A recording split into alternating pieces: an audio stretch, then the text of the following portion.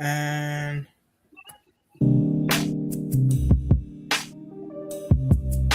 The mission of the SoulTribe social family is to empower individuals to connect, inspire, and support each other on their journey towards personal growth, self-discovery, and a positive transformation within a nurturing online community. Our vision is to cultivate a virtual space where members of the SoulTribe family can share their stories, wisdom, and experiences, fostering a sense of belonging, understanding, and unity among diverse individuals. Our core values include authenticity, empathy, growth, and community.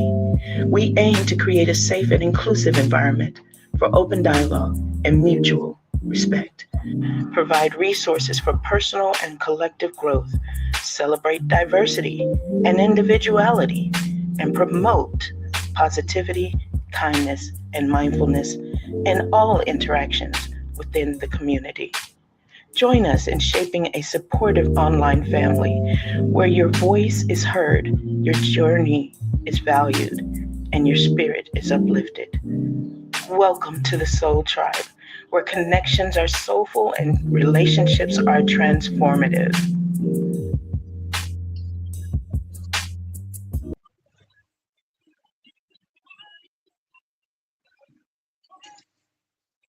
welcome, everybody. Again, this is your boy Humble Mystic. I know y'all saw me earlier, but now tonight I'm back with the family, the Soul Tribe. I got Mama Queen in the building. I got Brother Chocolate in the building. I got Brother Cream in the building. And just like I was talking about the DOC, but in this context, for me personally, is a little more personal. But these brothers and sisters and mamas, they literally had a hand, and they still do have a hand in constructing what y'all see before y'all, known as Humble Mystic. I want to start off with I'm actually going to start off with my brother Chocolate. Hey, brother Chocolate, how you doing, brother? Man, I'm good, man. Peace and abundance to you and everybody who's watching. Most definitely, most definitely. I do, before we even kick anything off, man, we got to give Brother Chocolate a lot of credit for a lot of graphics he's done for us, man. My man Chocolate and he went to an aquarium, and he videotaped the aquarium, and he found some way to put our Soul Tribe logo in the middle of the man. He made it a backdrop. I think it's like a 10-hour backdrop. I'm on YouTube, where it's just, man, we got our logo and the fishes are swimming and it's looking real nice. Also, we got to give him a shout out for that mission statement. I wrote the mission statement. Brother Chocolate, what he did was he took Mama Queen's voice and he took the mission statement and he put it together. And what a work of art that he came out with. And he do a whole man, listen, this brother right here got a whole lot of content on YouTube. He do a whole lot of good things on YouTube. Go ahead, brother Chocolate. You want to get in there before I move to brother Crane? No, I just appreciate the shout out. You know what I mean? I guess a quick announcement. I'm actually getting prepared right now to come back on the scene. Definitely on YouTube, TikTok. You know what I'm saying? Yes. You know what I mean? I don't know if y'all over there still. You know what I mean? I've been kind of, you know what I mean, on the road on the mission. You know what I mean? But I've been tapping back in, getting them creative juices back flowing, and I'm looking forward to bringing some new content. You know what I mean? It's gonna be chocolate goody unfiltered, so everybody gonna learn something new about me, and we all gonna still grow. You did? Yeah, So man. Definitely, Chocolate. Listen, opening doors. That's why we here, brother. I know, right? Doors, we That here. part. Miss Chocolate Goody on live. Yeah, we here. Go ahead, brother Cream. I want to move on to the brother Cream. This brother right here is an amazing brother. Always been solid. And never been fake, right? And when I say never been fake, never been a yes man. Brother Cream always let you know when you're doing something that you're supposed to be doing, and he let you know when you're doing something you're not supposed to be doing. Brother Cream many times have held me accountable for things. And again, he, one of the main purposes of why I moved the way that I move. He's given me great advice, and he's just literally been there, just a real brother. You know what I'm saying? Blood couldn't make us no closer. Introducing the brother Cream. What's up, Cream?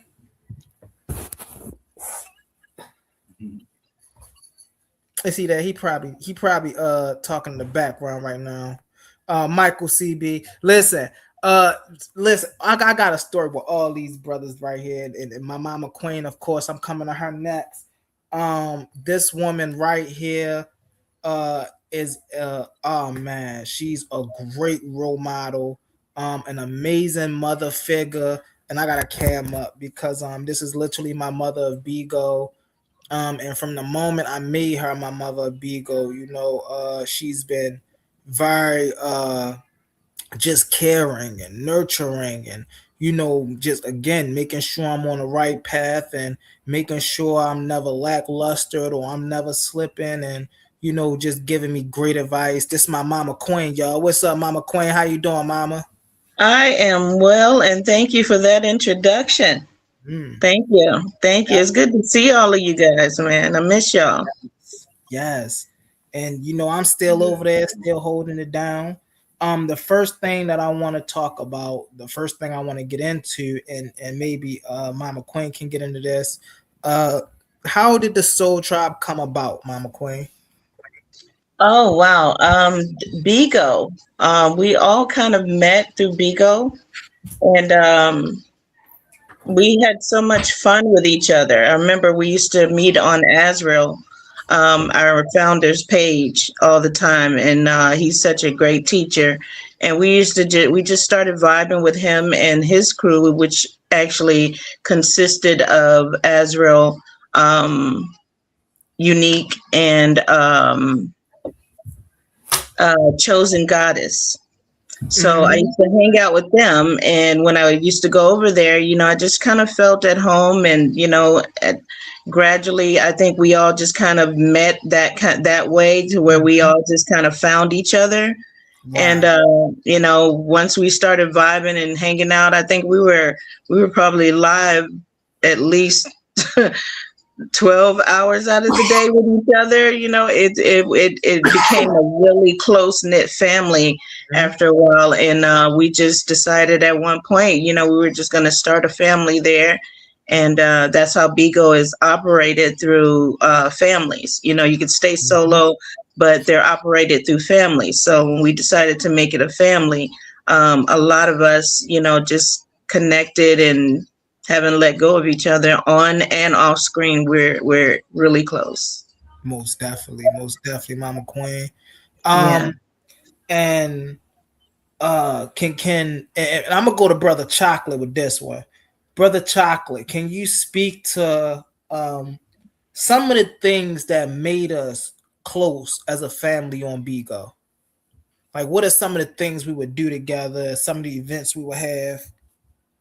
I mean, for first off, we had Mama Queen's. Look, I said Mama Queen. Yeah, but Mama Queen's. Everybody, Mama. To lyrical therapy. Where we used to do the lyrical therapy. Playing the songs, breaking them down. And just supporting each other and joining each other's lives. Your debates. And just really, I think one of the things that made us the closest is just the growing and supportive mindset that we all shared together. You know what I mean? Where whether it was somebody new coming on the panel, whether it was somebody on the panel who was having problems, we as a family have always been there to support people in their issues, their, whatever it is that they had going on, from family issues to child issues. We've had people crying on the shows and all kind of stuff. So, right. We operated and we moved as a family, and that's what the Soul Tribe is all about, like the mission statement said. Oh yeah, most definitely, and just I want to just point out to something Brother Chocolate was saying, man. Just that evolved mind state, that self improvement mind state. Man, I remember, man, this brother Chocolate used to wake. Listen, man, brother Chocolate would literally be on a mission every morning, man. Brock Chocolate go live, man. He go live with his motivational, whether it's Monday, Tuesday, Wednesdays, and we getting it in, whether it's Bob Proctor, whether it's Les Brown, whether it's Zig Ziglar, whether it's Eric Thomas, we getting it in, we listening, we applying, it was just the what's up, FYJ Entertainment, what's up, Omar. Hey, listen, we're gonna open up to y'all in a minute. We just settled down. I'm trying to get everybody introduced. So when we open up, y'all can know what kind of conversations to expect and things of that nature. And so I just still those moments, brother Chocolate, still sit in the cortex of my mind to where as though I just wake up and we grind. You know what I'm saying? And brother A1, man, he really pushed the notion when he called and he was like, hey, look, you want to do a presentation? I'm like, yeah. And he's saying how good I was. And he was like, yo, you want to think about hosting this? And I'm like, I'll give it a shot. And hey, we here. But that mindset comes from me sitting on the panels with you, brother Chocolate, and we're talking about resistance, and we're talking about how to operate in uncomfortable situations, and we're talking about keeping your mind strong. And Chocolate, what you say? Never let what you can't do stop you from what you can do. Like stuff like that really empower me and keep me. Go ahead, brother A1. Did A1 come off of mute? I thought A1 came off of mute. No, didn't. Go ahead. Go ahead, Chocolate. What you get in there, Chocolate? Oh, no, you were just right. Don't let what you can't do stop you from doing what you can do. You know what I mean? But do what you can do when you can do it. It's all about movement. You know what I mean? If you ain't moving, you stuck. You know what I mean? And that means you're not growing. When you're not moving, when you're not thinking, when you're not pushing yourself to be better. You know what I mean? All day, every day. No matter what happens in your life. You know what I mean? The goal is to do better, to be the best self. And that's something that we all have to do. And that's something that, again, the Soul Tribe brings to the table. I think that all of us in the family, have that within inside of us. And we push and expect and encourage that in everybody else. So, yeah, absolutely.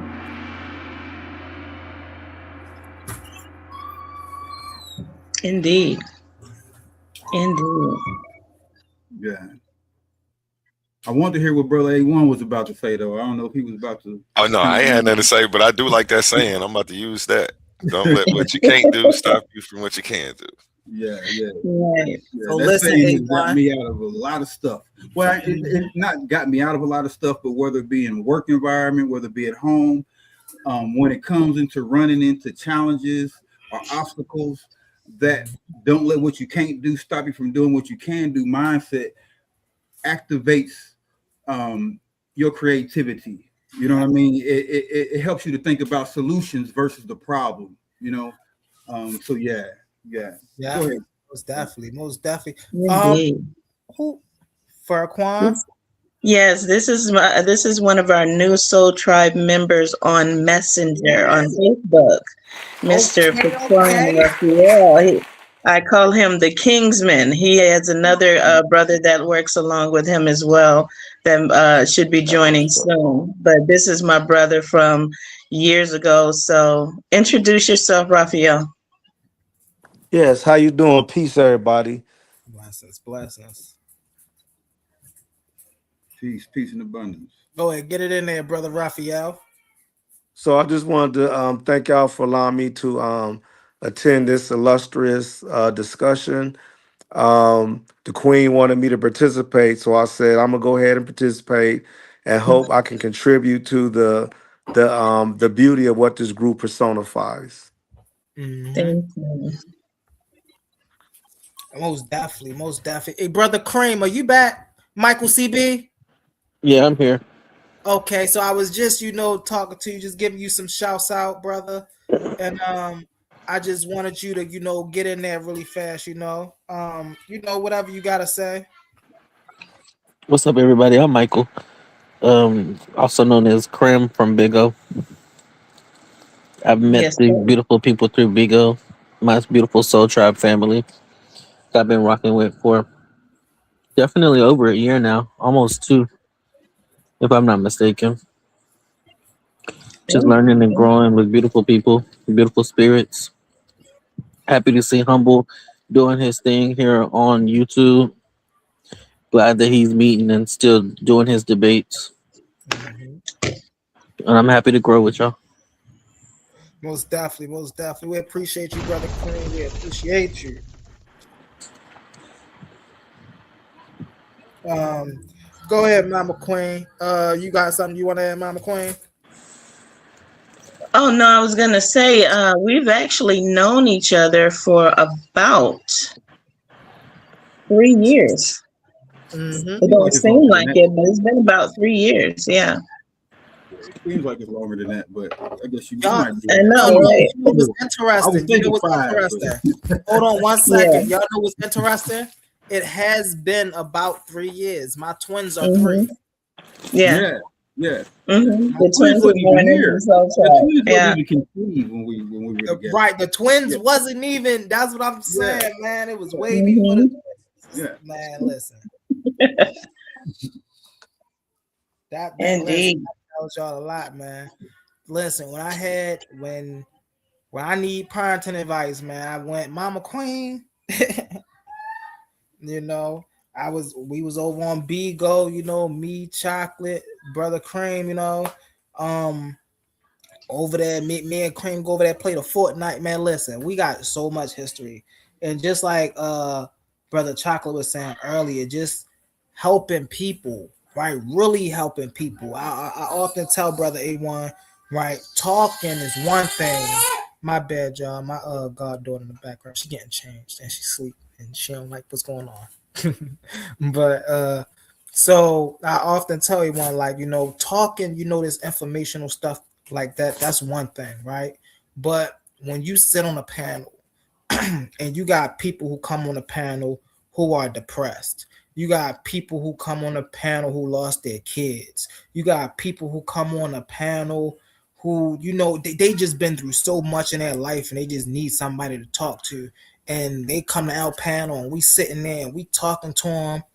Man, y'all remember we had that Muslim praying, like, man, she ain't know what to do, and her children was getting taken from her and whatnot. And hey, man, my family just settled down and we got her together.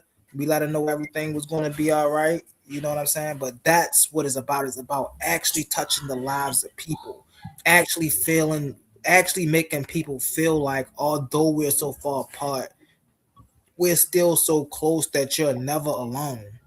You see what I'm saying? I remember, man, on Beagle, somebody needed a refrigerator.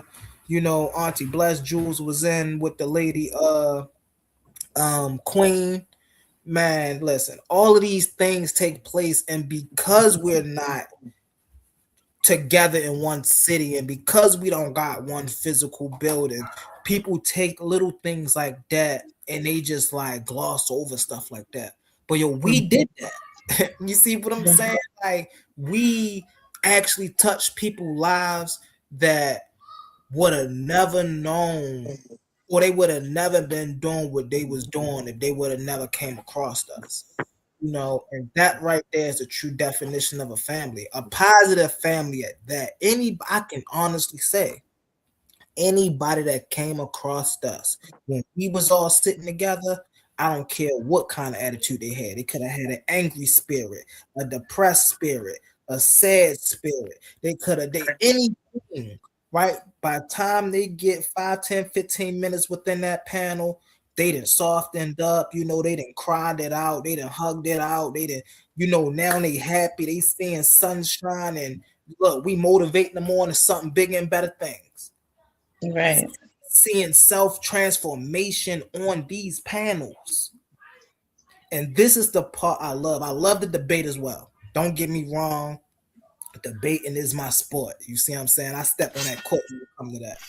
But when it comes to actually building foundation, building community, leading the way for leaders, and just looking at our young ones, Mama Queen talk about this a lot.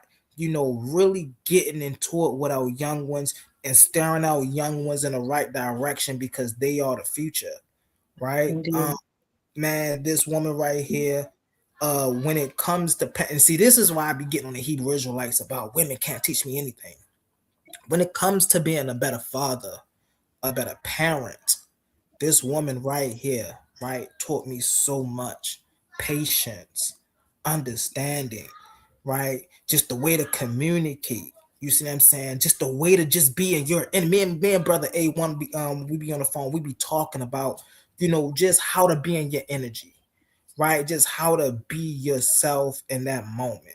Right, this woman right here, Mama Queen, she breaks it down better than anyone I know, and that's because she lives it, you know and this is like, and see, this is the thing that people don't understand about BIGO oftentimes as well, is see, on YouTube these things are scheduled. Y'all get to see us 6 o'clock in the evening, then y'all might not see us till the next day to 9 o'clock, and then y'all might, on BIGO we saw each other 24/7.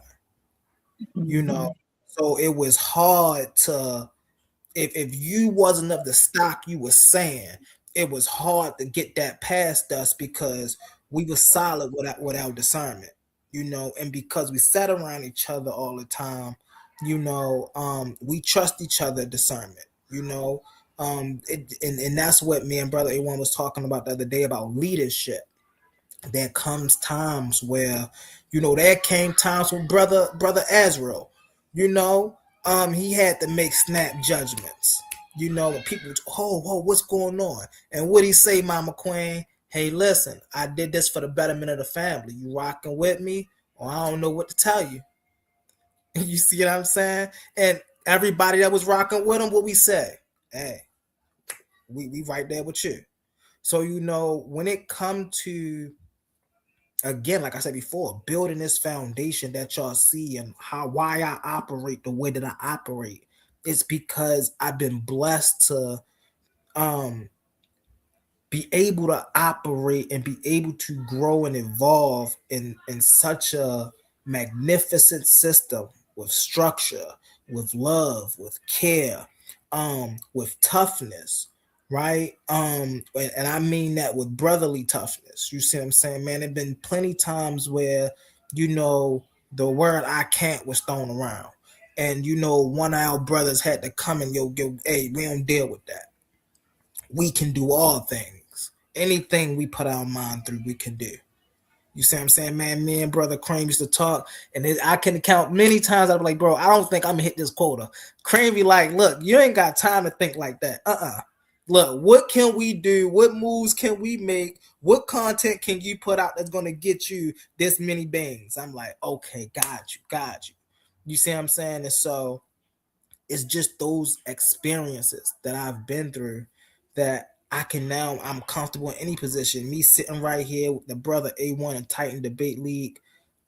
That's why me and the brother is able to do such great work together, is because I've had y'all foundation to rely on, and I just want to appreciate y'all for that. And y'all already know, wherever I'm at, I gotta at least show y'all one time. I gotta at least show y'all how I'm doing it one time. You know what I'm saying? Just to show y'all I ain't never forget about my family. Whenever I eat, what I always tell y'all, whenever I eat, y'all eat. You see what I'm saying? So I appreciate y'all for coming up today and just, having this SoulTribe fiasco with me, y'all. Thank y'all so Appreciate much. you too, bro. Appreciate you. Yeah. And we're proud of you too, Humble. Let me say that. We are really proud of you, and we've seen your growth, and just watching you grow into this. This is, and we've always known it was your passion. And when we would come to your debates on BIGO, I'm like, okay, he really enjoys this. This is something that he's good at, and you've always been the type of person that's been a bridge. You bring people together, and this is what you're doing here, with the debates Coliseum. I love this name, by the way, to the owner of this. I love this name that you put together for this. It's so cool. But I just want to say we're really proud of you, and we are watching you, and we've been watching you, and we see you're serious about this, and just to see your growth has just been amazing. So yeah, I agree, Appreciate just man. like, appreciate just that. like that. Congratulations, man, for real, man. In a whole lot of ways, congratulations, man. You know what I mean? You are an asset to the world, to the community. You know what I mean? You are the only person that I know like you. I mean, we all unique and individual in our own individual way, man, but you are a special breed. You know what I mean? I can't really remember how old you are. All I know is that you at least 10 years younger than me, but you are one of the wisest young, you know, old souls that I know. You know what I mean? Just like Queen, I want to tap in what he was saying about you too. I mean, you are one of the wisest women that I know. You know what I mean? I think that's a false narrative for anybody to say that you can't learn from not just women, but anybody, because wisdom is wisdom no matter where it comes from, Right. and she's full of it. So, I mean, I'm grateful to have you as a friend, what I mean, to have you as family. I mean, to have you as a sister, you know what I'm saying? And yeah. Thank you, I sir. love this family. Yeah, I love this family. But back to you, Humble. Yeah, man, you are, again, I mean, your ability to tap in and learn and just be so for real about understanding, what I mean, a subject. What I mean, when it comes into the religious and the historical debates and stuff that you get in. I mean, people got to be on their stuff to mess with you in any kind of way because you're going to do the work. A lot of people talk the talk, but you're somebody, my man, that does the work, man. So shout out to you, man. Indeed. Indeed. So I'm actually thinking about opening up the floor. I know we got brother OTK in the building. I know we got Jimmy in the building. You know what I'm saying, brother A1. You got anything you want to add before I open the floor up?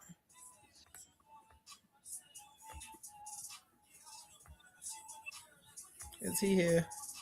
See, listen, man. Sometimes my name be listen. Y'all know my name Humble Mystic, and I think that name is actually. I'm opening up the floor with y'all. That name right is literally a mirror for me because I promise y'all I deal with people more humbler than me. This brother A1, let me tell you, a humble brother. You know what I'm saying? And he move quiet. He don't let everybody know what he doing. It's really strategic. And he's doing great work. Great work. You know what I'm saying? So oftentimes, he come up and this is what he do. This is what he do. He come up and he'll be like, hey, open the panel. And people sit there and they be going, they be like, A1, you there? Yep, I'm here. I'm just like, y'all get it in, go ahead. You know what I'm saying? So I really do appreciate the brother, and I appreciate the fact that I was able to listen. Y'all know how I am, man. Oh, wait, you want me to get it in on the panel? Hey, I gotta get to work. Gotta get to work. We got brother Omar in the building. What's up, brother Omar? Hello, Bro, Omar. what's going on, brother Humble? What's going on, man? Shalom to everybody on the panel. Shalom to my brother A1, Listen. my brother Humble holding it down. Hey, man, you know what? I like your little click. What is it? What is that? Soul Ride? Tribe. No, So Tribe. I Soul forgot Tribe. the T. I was just moving too fast. Oh, okay. I got you. I I was got you. wondering. I'm like, was that on No, purpose? no, I forgot the T, man. Nah. I just wanted to make sure I put some respect on y'all name. You know what, brother Humble? Thank You you, know what, hon. brother Humble? I got even more respect for you now, even though we disagree on some things, man. I could tell like y'all camaraderie is brotherhood, sisterhood, friendship. Uh, it was absolutely beautiful. Now I know the background, I know the story behind it, and then just hearing like the sister Queen Cherokee speak, hearing the brother Chocolate speak, hearing the brother Michael CB speak, man, you know, I see why you a good brother, man. You know, they was well spoken, they was articulate, you know, and I could tell on how they speak about you, they got a lot of love for you, man. And I know you got a lot of love from that was absolutely it was absolutely beautiful. That was a good background. You know what I'm saying? And you a good brother. And I can tell why you're a good brother because you know you got brothers and sisters like them around holding you accountable. And like they said, from where you came, building yourself up, I'm sure that they proud of you, brother. That was good, man. That was good, brother. I That was appreciate love, man. And I appreciate that, man. Switch back on that, man. Hey, I remember when Humble was a snotty nosed kid just running his mouth, man, and people didn't listen to him because all he did was run his mouth and nobody paid attention to him. But you know, people like his uncle. Hey man, shout out to Humble, man, and A1, man. that's Appreciate my brother y'all, bro. OTK right Hey, there, I'm man. another OG too, bro. So that lets me know that where what I was saying earlier about you, bro, and building with you, bro, that lets me know that I'm in the right direction because other OGs coming up here verifying it too. So man, just keep doing what you do. Appreciate But you. now, Appreciate you. me and you gotta have a conversation now. You know, at any moment in time now, I'm gonna wait. I'll let you get through your other debate. You know, you've been ducking the smoke, but you know what I mean. But Now, everything good, OTK, man. hey, listen, you know I'm here. Hey, listen, you seen, hold on, you just seen what I just did to JJ. Yes, I was there last night, Listen, so I saw it do it to itself, man. You know, but man, hey, JJ shout out to crazy. everybody else on the panel. My bad, 1,000 part, man. My apologies to the Blessings. chiefesses up here, man, and the brothers up here, man. Peace. Hope all is well with y'all. Shout out to the chat, man, because without the chat, Oh you know yeah, us. you They know we love in the undefeated, chat. man. You know, talk about. Let's go. Most definitely, most definitely. Let's get a word from our sponsors really fast. Let's get a word from our sponsors. Let's get it. Hold on 1 second. If I can, all right, there we go. This is not a conversation. This is not a discussion. This is a war of ideas. Welcome to Coliseum of Arguments, presented by Titans Debate League.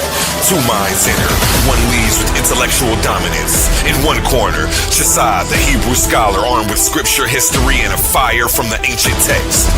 In the opposing corner, humble mystic, the naturalist, challenging tradition, questioning everything, bringing raw, unfiltered logic to the battlefield. The question, was the Canaanite god El and the biblical god Yahweh the same? Faith, history, mythology collide. No ducking, no dodging, no mercy. Just pure intellectual combat. Who's got the facts? Who's got the pressure? Who's gonna break under the spotlight? You decide. Where beliefs are tested and only the strongest arguments survive. Pull up or get left behind.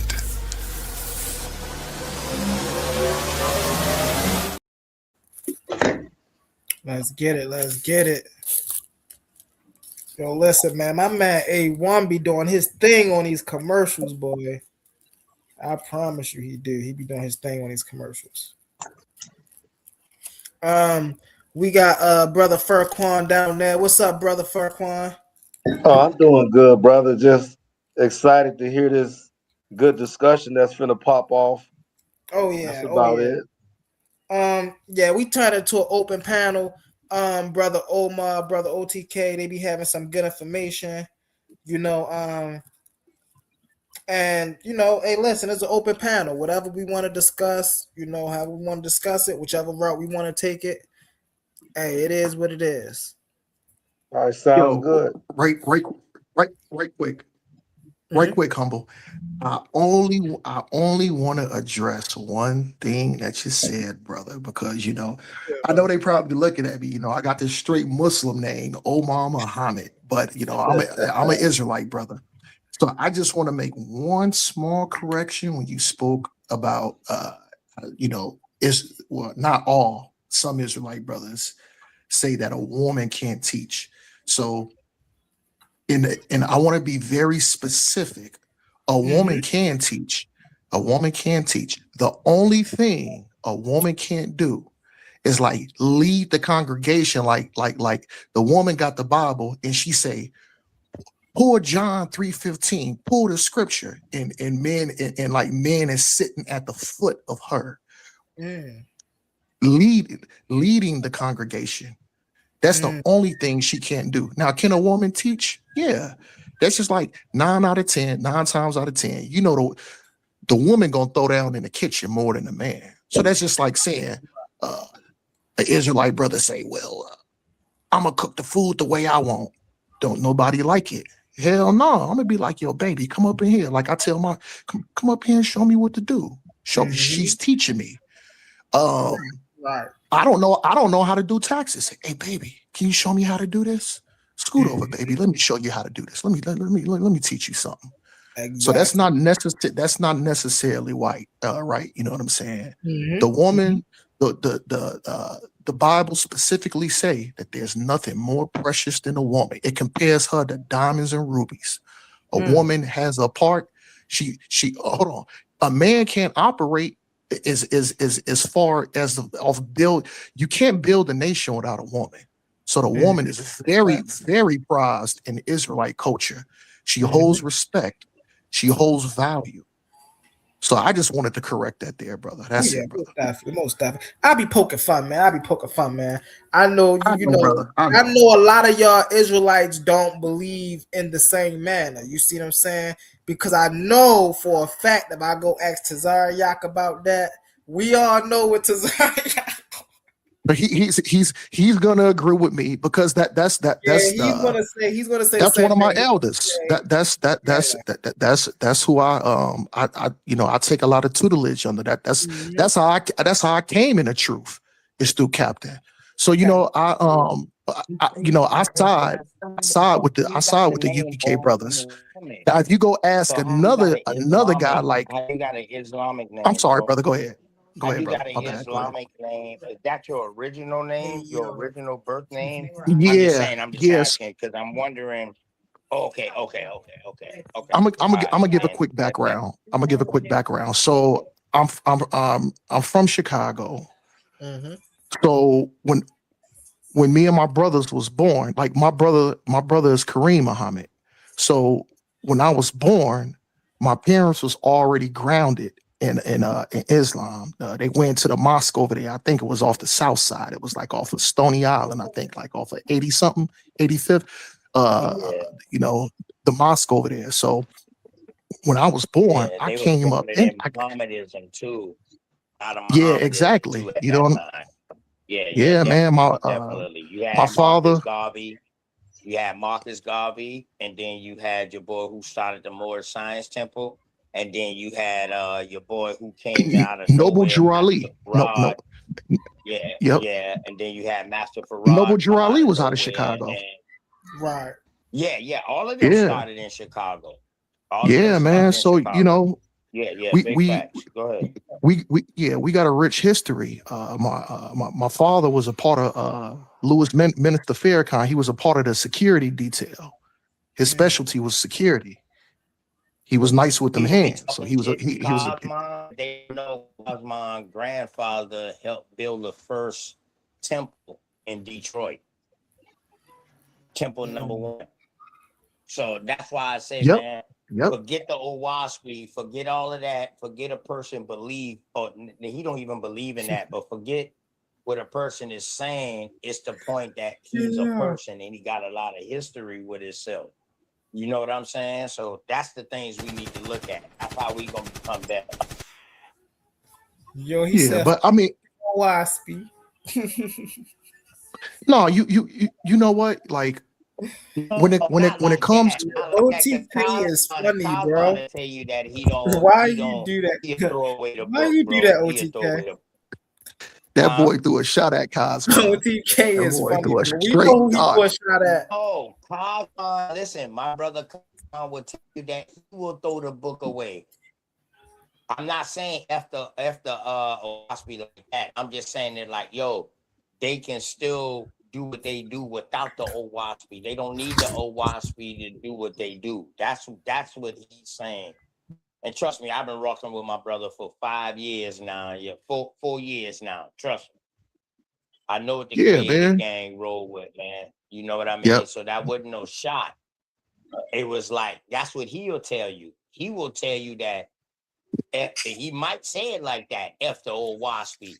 I don't need that book. He'll tell you that too, if I'm I not have a mistaken. question for You know what I Queen mean? Cherokee. How did you get your name, Queen Cherokee? Um, I got my name from my heritage, my DNA. My grandmother is a Cherokee Indian. And the queen just comes along with the title of my children and my ex-husband. When you say he's Cherokee, what smaller tribe of Cherokee that she is? Because Cherokee is like a universal nation. It's like more than one tribe up underneath the. Did you ever find out who the smaller tribe chieftain Well, was that your people's gonna came from? I know they're from Mississippi, Kosciuszko, that part of the Oh, Mississippi's. Yeah, yeah, they're. mound builder. My great grandmother was a actually a she was a slave. The one that owned her was a Dutchman, a white Dutchman. He ended up having She 9 was an kids American by her. Indian slave, or was she an African slave? No, she was an Indian slave. Okay, yes, yes. Okay, all right, bet. And I love that. he ended up marrying her and had 9 kids, left her the whole plantation.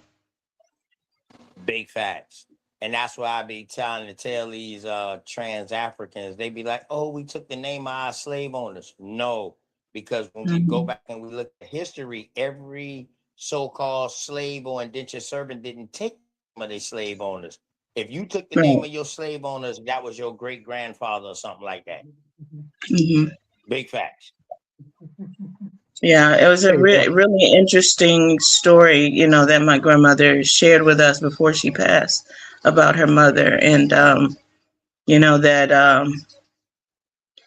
I think his slavery ended with her. After he married her, he ended having slaves.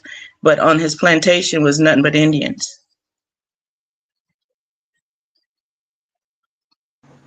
So he had he was they was up underneath indentured servitude too. Yeah, Hmm. definitely. Okay, Yeah. okay. Mound builder stock too out there in Mississippi. Hmm. You had the Mississippians culture that was up in that area. You also had the Alabamans because you didn't Yeah. have no states at this time, so you had all of these different chieftains in that area. You also got the Yamasee over there. You got the first part of the Seminoles over there in that Creek area, Muskegon area. Yeah, yeah, they was definitely shout out to Chief Tuscaloosa. Shout out to Chief Kofacheki. You know what I mean? Who was out there in that area? You know what I mean? Yeah, yeah. You got rich history. Okay, that's fire. I just I just want to piggyback off of that because that's Indeed. ironic. That's Go ahead, ironic. bro. Yeah, I'll be real quick, Queen Cherokee. That's ironic because I was looking at your name, sister. So my grandmother, born and raised out of Mississippi, specifically from an area called Coldwater, Mississippi. And my grandmother has a background of Cherokee and Creek, native indigenous people out of that area. So I just want to quickly say that because I just found that ironic. You know what I'm saying? Yeah. Beautiful. That's why I just said the creeks and all of them.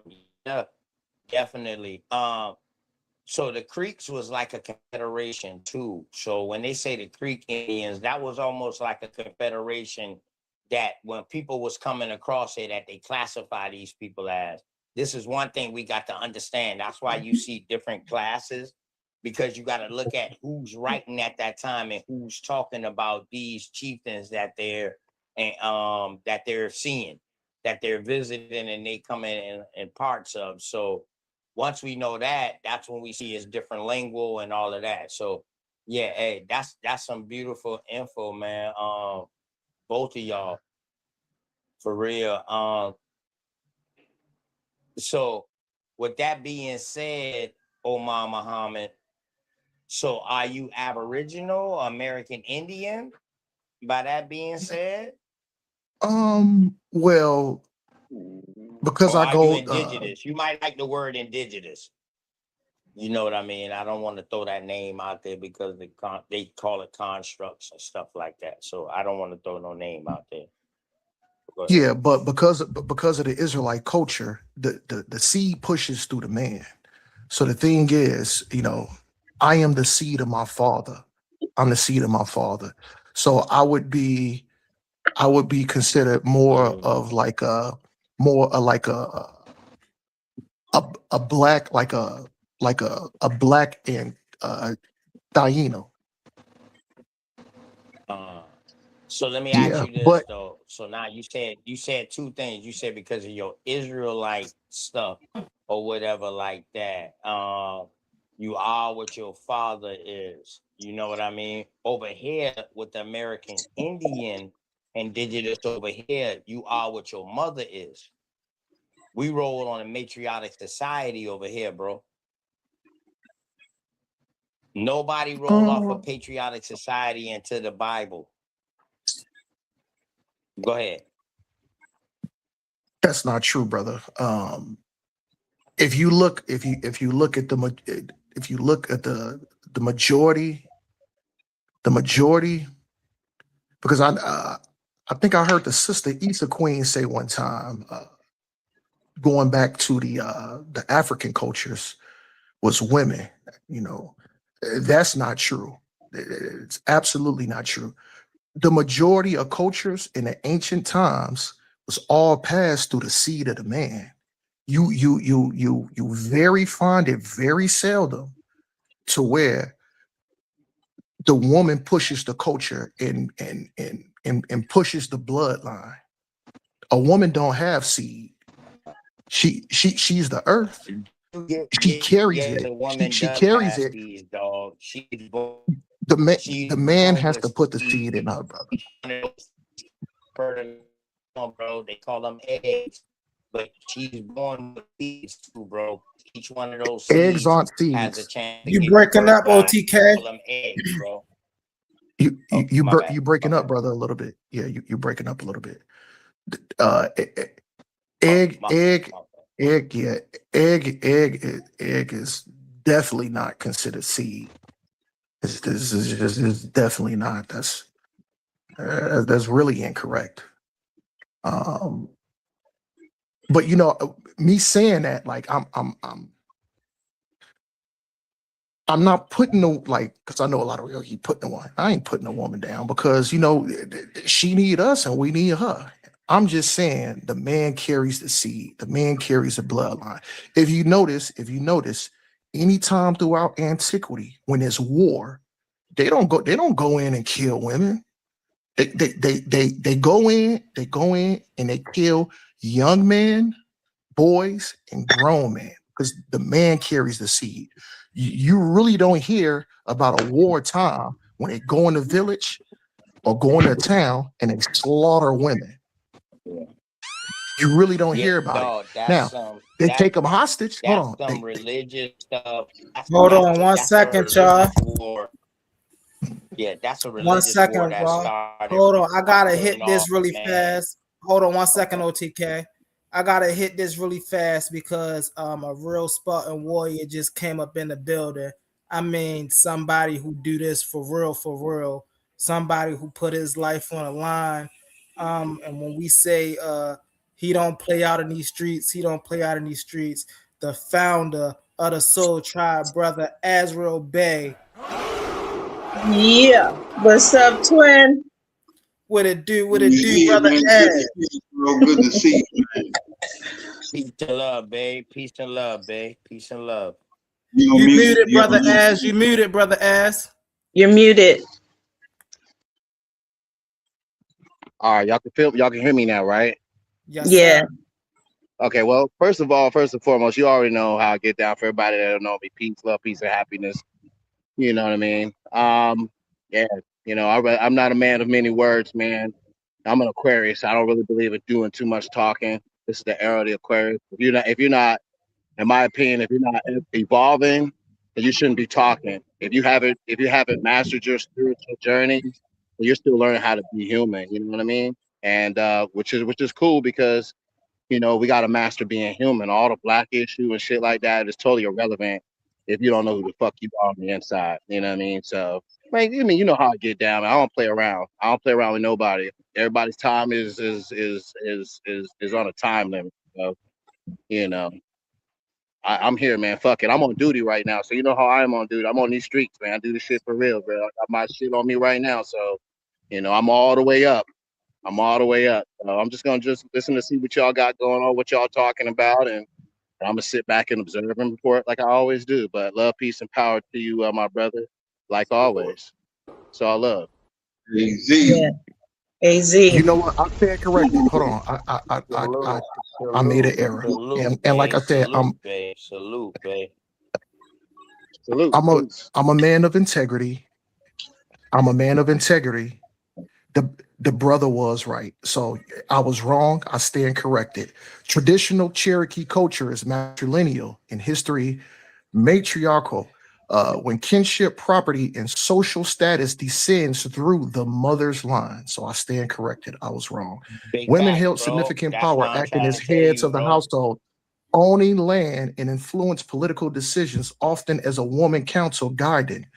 Upon marriage, men would move into the household of their wife and her family. I was wrong. I stand corrected. Right, bro.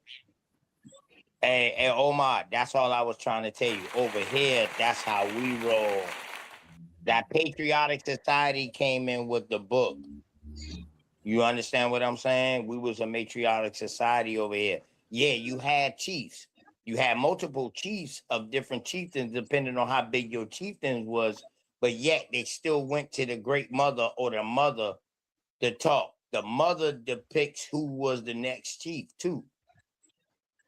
You know what I mean? So you know what I mean? Hey, it's different cultures. We you know what I mean? I'm glad that y'all brothers willing to adhere to that because we in a different time and a different age right now. And we like Brother Humble said, we can learn more things now because of the internet and because of the web and all of these things now. So we definitely can learn more, man. So it's all about being open-minded. That's why I got the name Open to Knowledge. That's why I wanted to, and that's why no, to me, no man should, is always open to correction, and that's why I humble myself, like my brother Humble. I humble myself, admit that I'm wrong, and shut my mouth, and I stand corrected. You was absolutely right. I done did that shit too, dog. I got adjusted. I got adjusted on that topic. Thank you for enlightening me. Facts. That was a good one, brother. Shalom, man. You adjusted, brother. That was beautiful, guys. I got a bill coming up Tuesday over here with A1. I got a bill with A1 and Humble over here Tuesday. You know what I mean about the American Indian slave trade, because I want to put this on people's minds so they can go and research about the American Indian slave trade that happened way before any African or anything like that was thought of. So, and that means a lot because we when we study this American Indian slave trade, dog, and we see the time period, that also reduces this number from 300,000 significantly down, dog. And then we see how they was dying off within a year and a half, dog.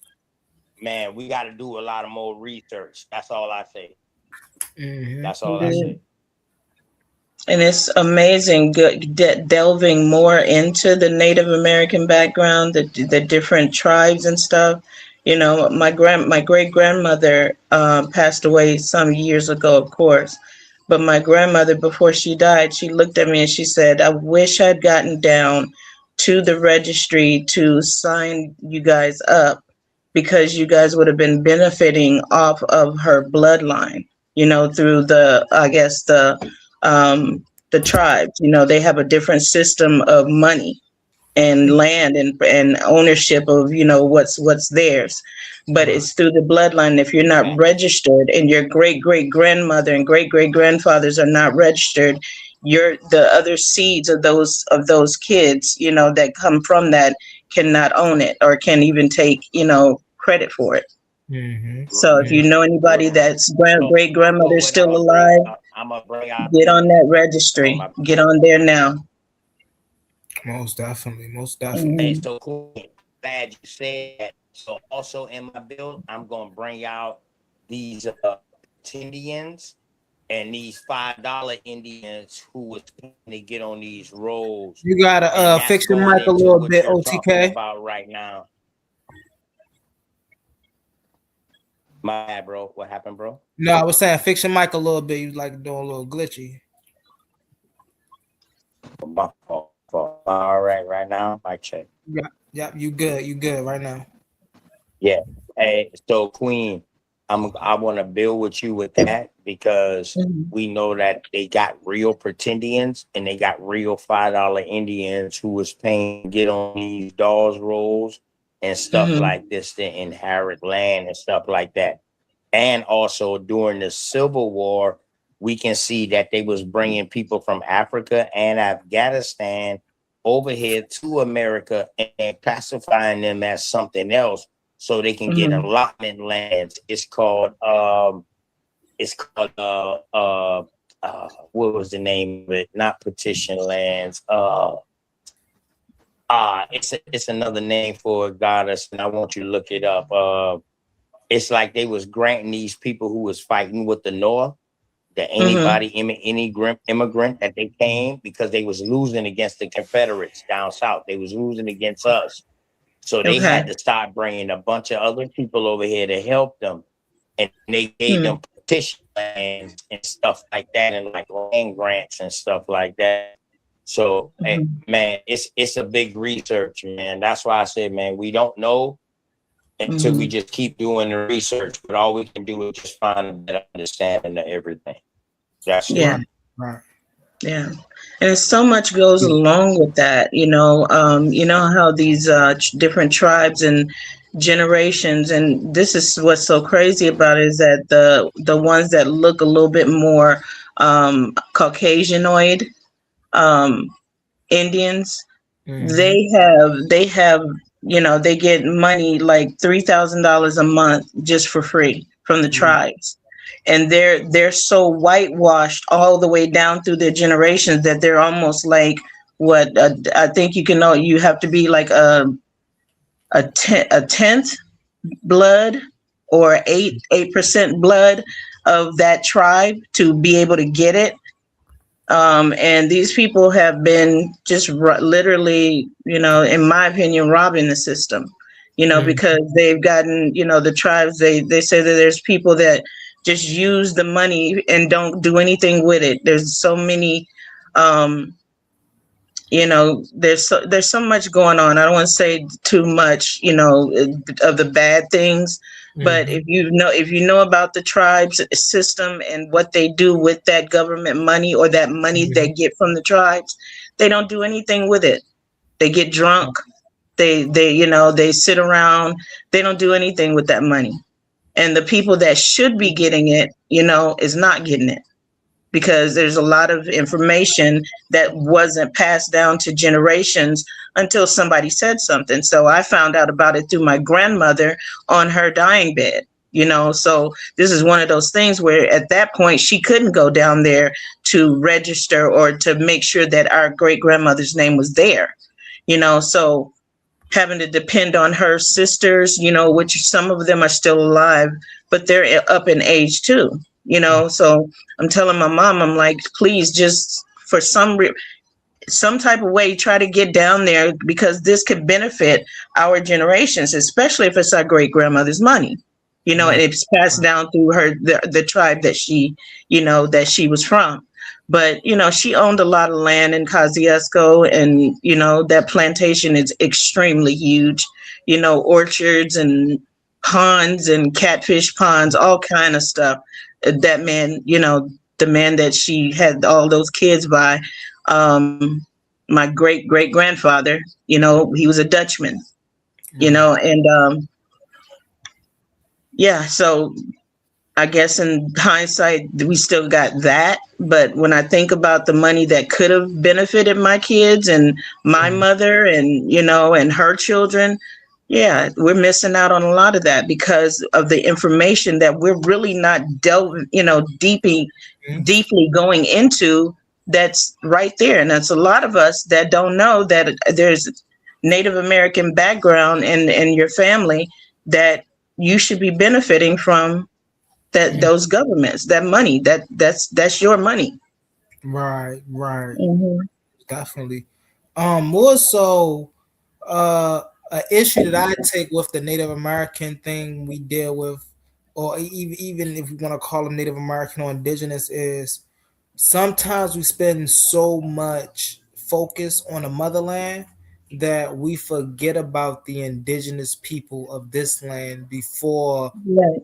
anybody else. They act like that when these people came here, they came here to a desolate land. Like, wasn't nobody here? People wasn't intelligent. People wasn't doing their own little thing over here. And that right there is what get me, because oftentimes I explain to people like, look, I cling to both. My maternal side, Blackfoot Native American, and Mm-hmm. my paternal side, I go straight to Kemet. People are like, why you Kemet? You don't know no tribes now. Well, because my maternal side, I always explain to people, my maternal side is because I know what my grandmother was, right? There's no guessing there. But when Mm-hmm. we go to the motherland, right, and we know, when we look at the greatness of the motherland, right, we know what stick out. You see what I'm saying? We know the unks and the Nataru, and then for me personally, that's the thing that Egyptologists get wrong about the motherland a lot, right? They'll get a lot of cultures right, but then they'll get Kemet wrong on purpose, because it is just for this narrative of Eurocentrism in history. We can't let the world know melanated people built this. So we'll put a Caucasoid feature on them, and we'll tell them that these people was not sub-Saharan. These people was tropical, and they came from the north, and these people could not have been melanated. And that right there is why I have to cling so tightly to both, to let Mm-hmm. you know the realness that happened over here in Kemet, but also keep alive the lineage that's from this land as well. I Right. think too many people struggle between the two. Oh, if I'm Native American, I can't be African. If I'm African, I can't be Native American. It's like, no, don't You're you? all of it. You're a mixing pot of all of it. Mm-hmm. So, I think the confusion is number one, they both the same people. I mhm, think that there's people, they try to make a difference, and as long as we focus on the division of these anthropologists and these Eurocentric thinkers, we're always going to be confused. When we talk about Native Americans, we are talking about Africans. When we talking about Africans, we are talking about Native Americans. They both are the same people. When you go study the Aztec pyramids and the Mayans, and you go to Kemet, they both are the same pyramids. They both had the sun disk. They both have hieroglyphics. They both really are the same people.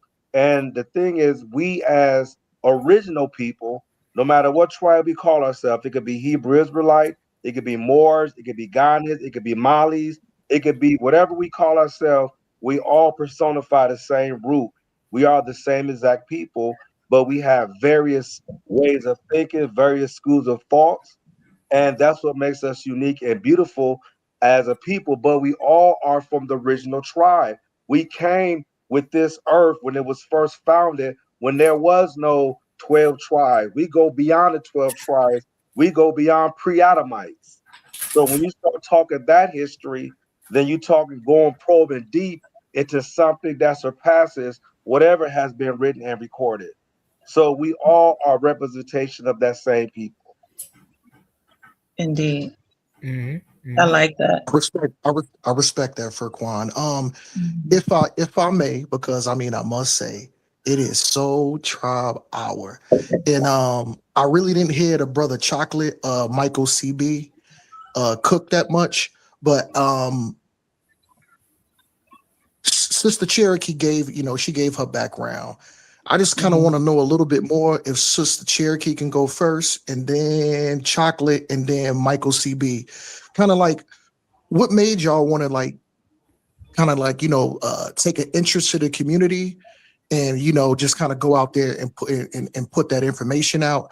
And Sister Cherokee already kind of gave me her background, with the indigenous people. But then if once Sister Cherokee is done, if Chocolate can go, and then Michael CB, because those brothers been muted out.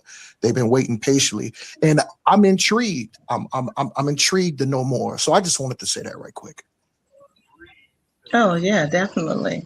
Well, I'm a preacher's kid. First of all, I was raised in church. So I've been doing social work and community work as young as I can remember, as a young girl in a gospel group, singing with behind my mother while she ministered, in the churches that she was um, ordained to minister in. So I've been, just probably a part of that community as I grew in my spirituality, of course. But, and I met, all these beautiful people along the way. I met Furquan about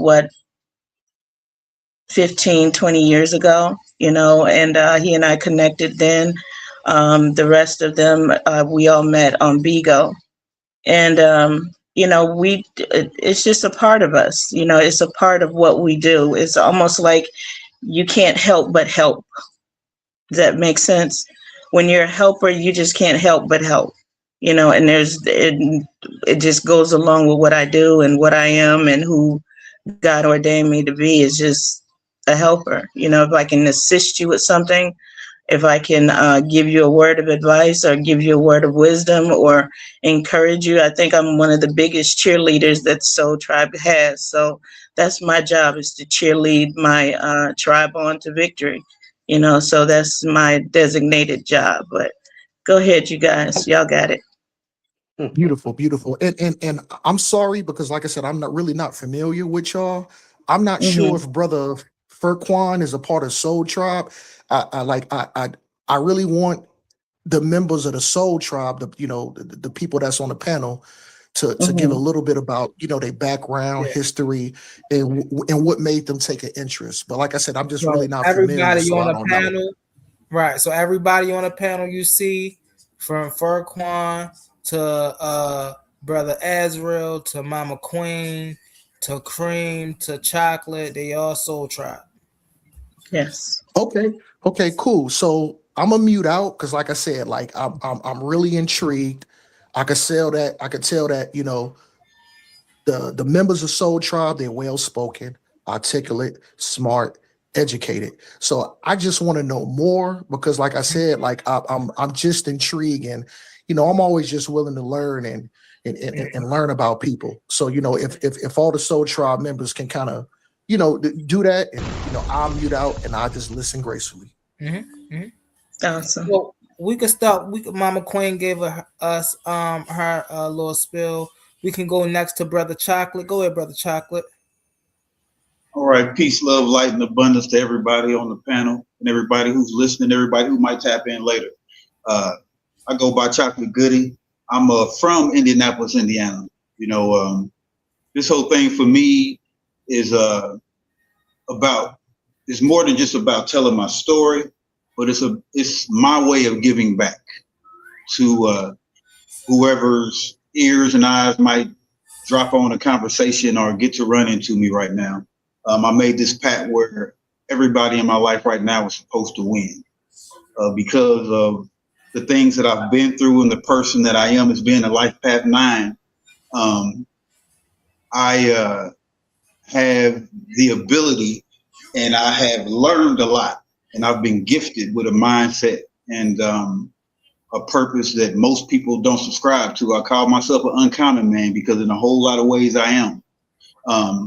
And my whole thing is to try to tear down the walls of whether it be judgment, of whether it be division in the churches, of whether it be within, especially our people in general. You know what I mean? You know, I do understand it in all ways, even those white folks are still part of us in their own way. They came from a black seed ultimately. But I really feel that when it comes to our people right now, our ability to build each other up, to stick together, to grow together. I mean, the 400 years is over for us right now, you know, and our ability to tear down the walls of division. And one of the biggest things for me right now is going to be to try to push for those of us who might be different in religious ways to overcome that part of the division that we got to go through, because right now we need to grow. Right now we need to build. Right now we need to evolve in a way that we have not known here in America, because like y'all said, you know, they've taken a whole lot away from our history. So me being able to give back through the ways that I'm gifted to do, you know, with me being a Life Path 9, I have the ability to pull from a lot, you know what I mean, from inside of me, from what I hear from other people, and make it make sense. And I know some might call it a gift, you know, or a talent, whatever, but it's just me. And I have and will continue to push not only myself, but those who are around me to do better, to be better, you know, whether it be from loving each other or accepting each other, you know what I mean? But like Azriel said earlier, you know what I mean? If you're not growing, you know what I'm saying? And I said it too, you know what I mean? You staying stuck, you know what I mean? And we have to be and push for everybody to grow and be better. So when it comes to me being a part of the Soul Tribe and everything and being on BIGO, I put a whole lot of work and time into trying to see where I fit into the whole picture. And one night I looked up and people kept telling me about BIGO, and I chimed into a conversation with AZ and Queen, and I know Humble was there, I think Chosen and Unique, and I mean, the whole panel was there, and they were talking in a way that at the time I was feeling isolated. People didn't want to talk about common law, you know what I mean, or making other people's money work, you know what I mean, OPM and things like that. I mean, just the conversation that I tuned into with them that night, it just set a tone. And then I came back the next night and the next night and the next night. Next thing you know, I'm up on the panel and I'm like, wait, what is happening here? But what was really happening was something that started way before then, when I had already started feeling the pull to do more, to make what I'm saying actually happen. You know what I mean? Putting in the work. And I didn't know I was becoming a content creator. I just was trying to figure out how to, you know what I'm saying, make this stuff work on YouTube and things like that. And the next thing you know, I'm learning different programs and things like that, because like Humble, I'm going to put in the work. I'm going to tap in and I'm going to get it done. And me being able to run into them was life-changing for me, because at that point I was at my wit's end in certain ways. I was about to lose everything that I had, and I met them 2 days before I did. You hear me? Those first 2 days that I met the Soul Tribe, after that I lost my house. You know what I mean? Just my whole life changed. I was starting into a new, what I call a transition period. And I know that a lot of people don't get to be born again in life. That transition period to some would translate as being born again. There's some of us out here who have several opportunities to do that, which makes us stronger and better and wiser in certain kind of ways. And I was able to recognize that. And them being my family, they saw me do that. They saw me lose everything, and they saw me come back. And I'm just looking forward to and more. that's a fact. I can vouch for that.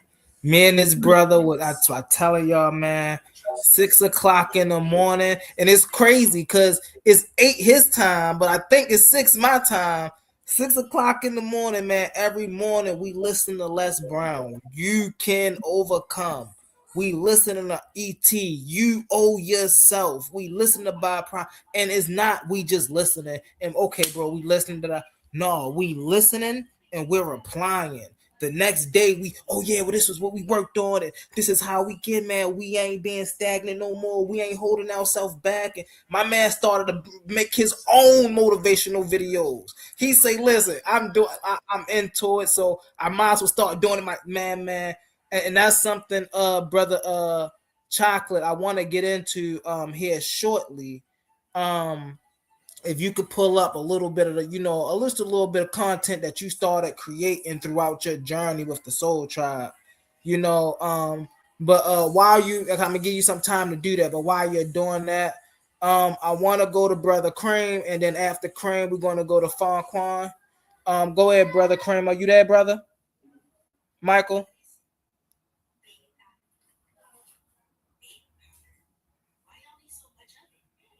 He be back. He be back. I promise you, he be back. He probably doing something in the background.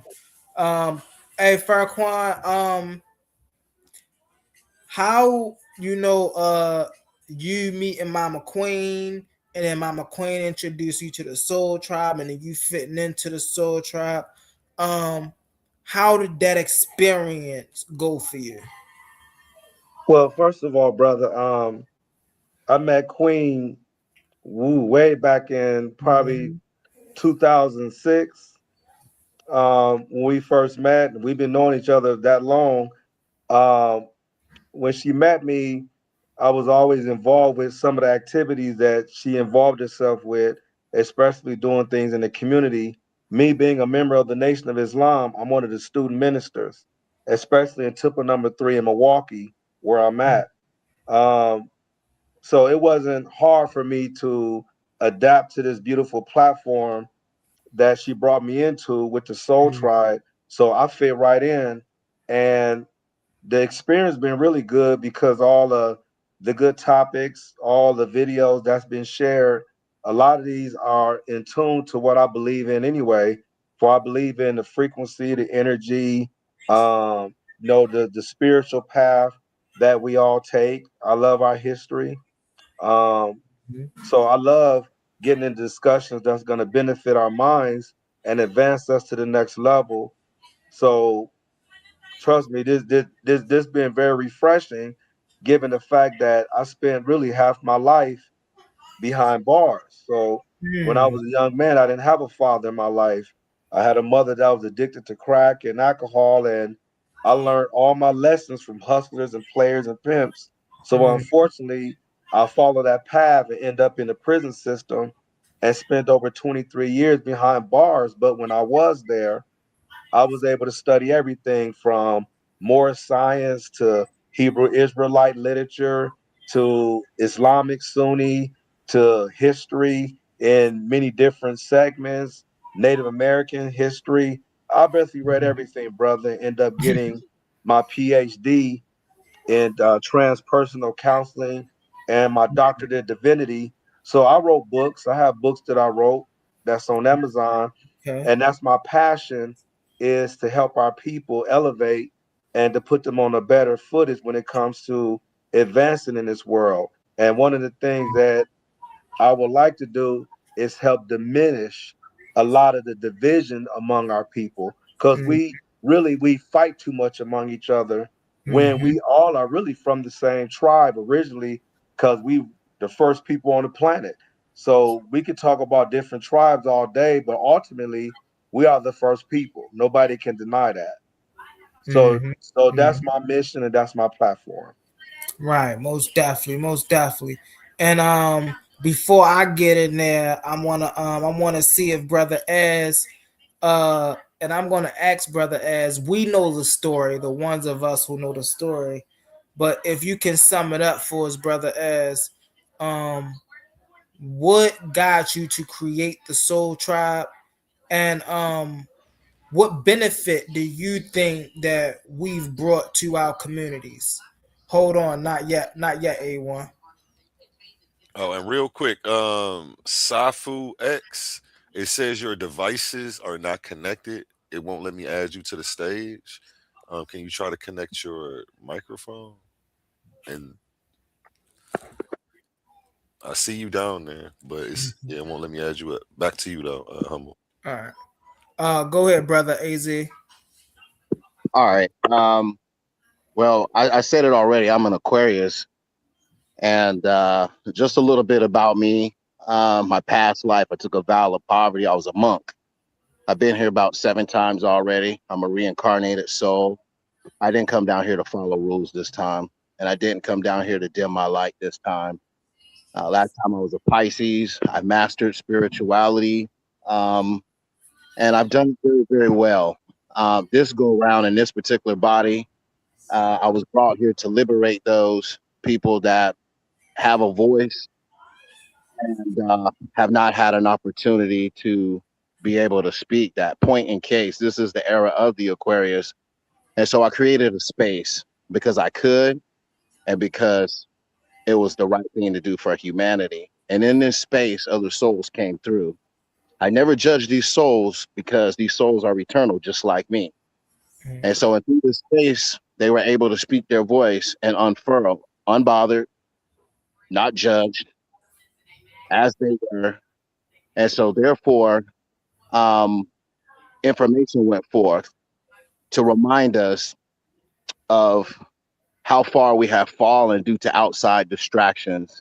And one cannot fully know themselves unless you really actually uncover the what you are and really actually understand the who you are was created by outside sources. So this basically brought the soul tribe because that's what I came here to do, is to create those that think just like me. I hate poverty. I hate slavery. I hate control.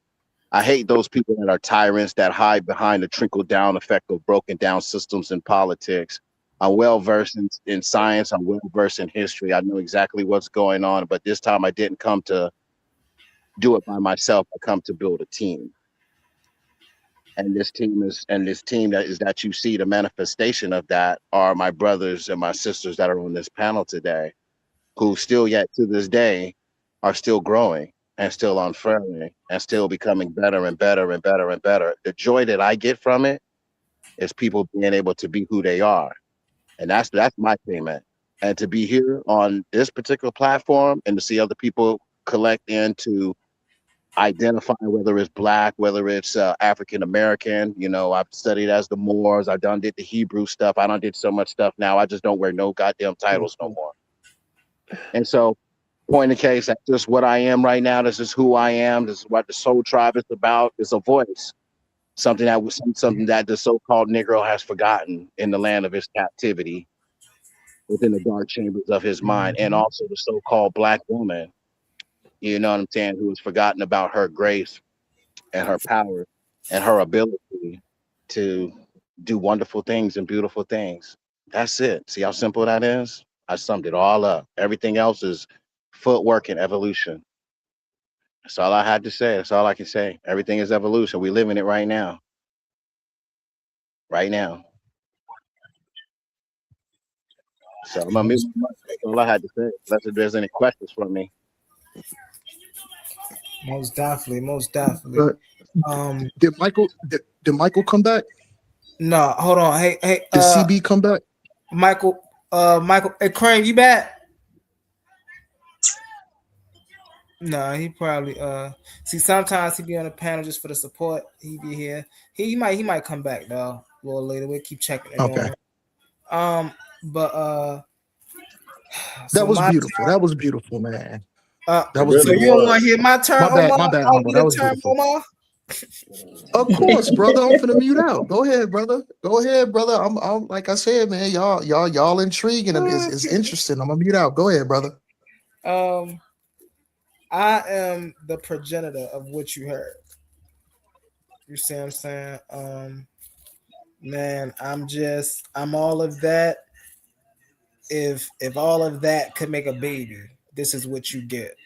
Right? You get someone who strive for order in every space they go into, someone that strives for balance in every battle, someone who's not afraid to stand on the front line, someone who don't cower away from confrontation, someone who don't let the the populace or the they sayers or the naysayers control what he say or what he think or his narrative of the world. Someone who stand up on their own. And um like my parents here, I'm also an Aquarius, so just like my brother Ed said, man, um, this is the age of the Aquarius. We here to take over. This is what we do. You know what I'm saying? And for me, being with the Soul Tribe, um, it was just a life experience for me because uh, it was just real. A lot of stuff you come across, definitely on social media. Definitely when you're from where we're from, the platform of BIGO, a lot of this stuff is not real, right? A lot of people try to use you for money, and when I mean use you for money, I really mean use you for money, right? They put you on that team, put your parent and family, don't teach you nothing about the app, and say all you got to do is go live for 2 hours out the day. You go live for 2 hours out the day for 3 months, and you feel like, oh, well, I ain't get no people coming through, ain't nobody supporting me, and they never, they keeping the secrets from you while whole time you out here struggling, but then when I came around my family and when I seen what we was doing, like initially we was all a part of different families, but we sat together so much that it was like, well, shoot, we all might as well make foo-foos and create our own family, and so brother, as being a leader that he is, we set the ground rules, because at first, brother, as being Aquarius, he is. He like, I don't know if I want to do that. I just like coming on, doing what I do, and escaping the scene. I don't want all that responsibility. He like, come on, ass, you gotta do it, man. I don't know if I want. Then finally, he was like, all right, you know what, I do it. And that was literally, I could say, the best decision I've ever decided to sign up for. Um, and I was talking earlier on a panel when I was doing my call out joint with JJ, right? And I was explaining that being tested, right? Being tried, being put in uncomfortable situations, being watched. You see what I'm saying?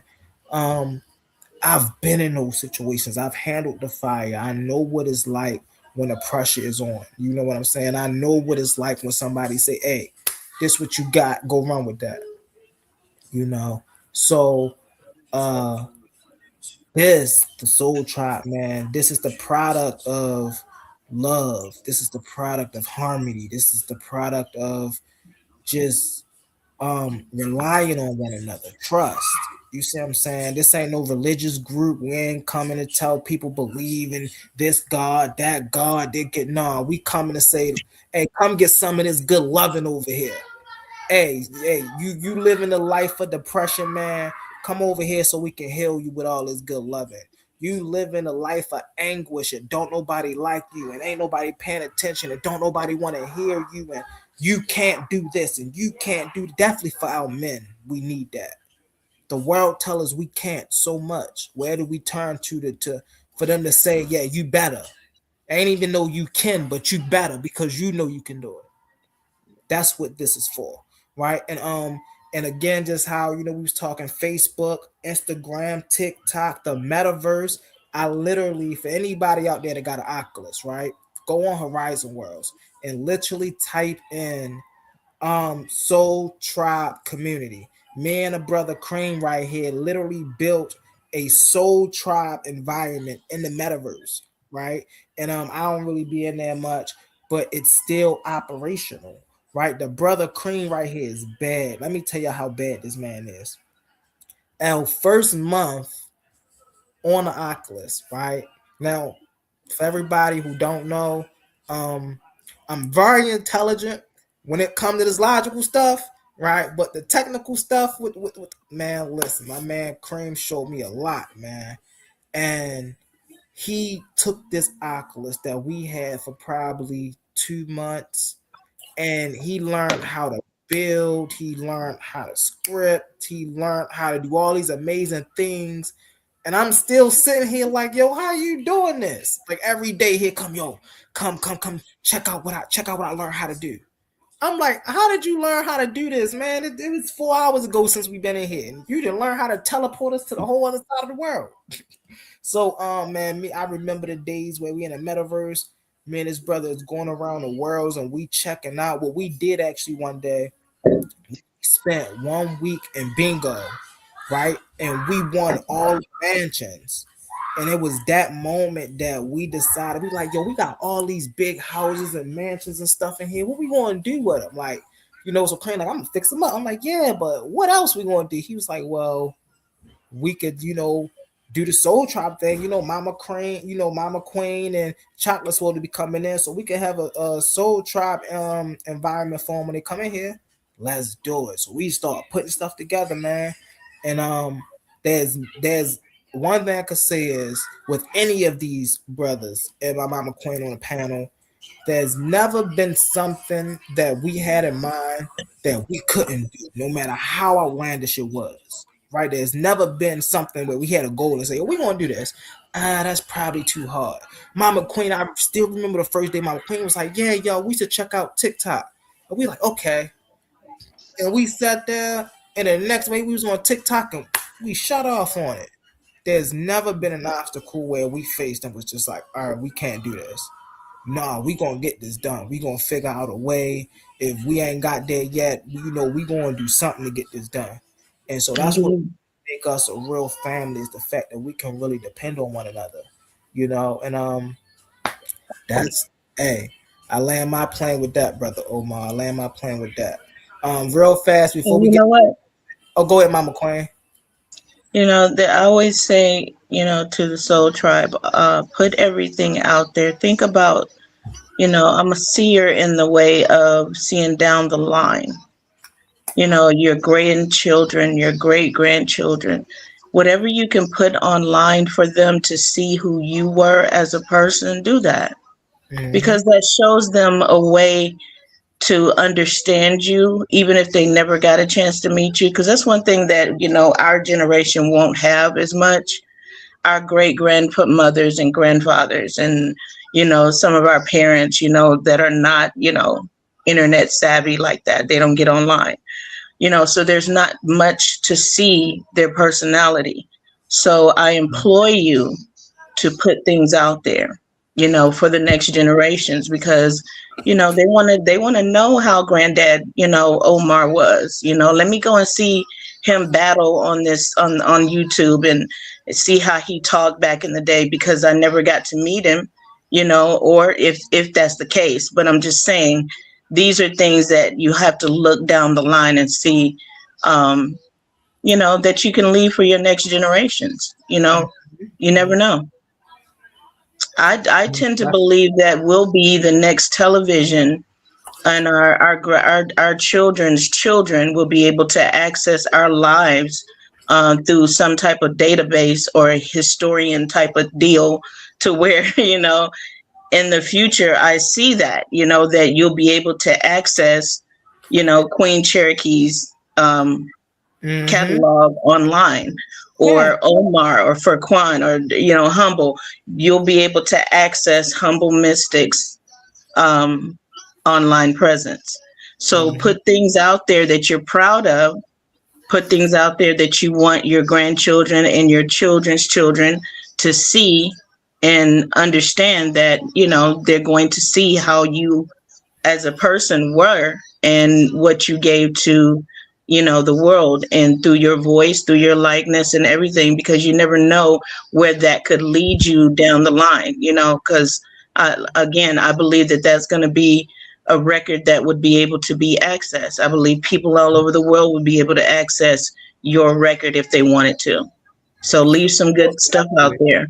Speaking of really fast, y'all. Speaking of legacies and children, Mama Queen, tell us a little bit about, your legacy and, your children, TikTok, and, where we can find, your people at, Mama Queen. Well, I mean, I have my daughter. I would have to put it in the comments, but my children are online. I have some grandchildren that are actually singers and doing very well, making money actually, so off of a social media presence, and they're doing very well with that. Nephews that are in the I got a nephew that actually was just hired through Yahoo as one of their engineers, and will be doing you know, some beautiful hacking for Yahoo, and that's what his father did, and his father did, you know. So that a family of hackers. I don't know if that's something to be proud of, but hey, he got a job doing it. So, okay, you know, so TikTok, Instagram, you know, my grandkids, Symphony J and Mother J. You know, I don't know if my sons are necessarily on social media like that, but I do believe that my son Jordan is on Twitch, and he's in the metaverse with Humble and Michael as well. So using the Oculus and the metaverse in that regards. But I'm on social media as well under Queen Cherokee, as well as Lyrical Therapist Movement. I use that platform to nurture and promote healthy lyrics and music. I'm so sick and tired of these lyrics coming through the system of the ears of our children, and people not realizing that what goes in is going to come out. What goes in is going to come out. So this is why we have children cussing and twerking and doing everything else right now. So I'm using my platform to promote healthy lyrics. So it's called Lyrical Therapist Movement on TikTok, Facebook, as well as Instagram. And I'm always under Queen Cherokee. Most definitely. Thank you for that, Mama Queen. We about No to get problem. Brother Chocolate about to pop his thing up here. Go ahead, Brother Chocolate, get it in, brother.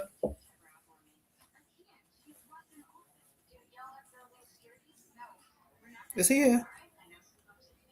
Chocolate. Yeah, I'm here. I'm sorry, y'all.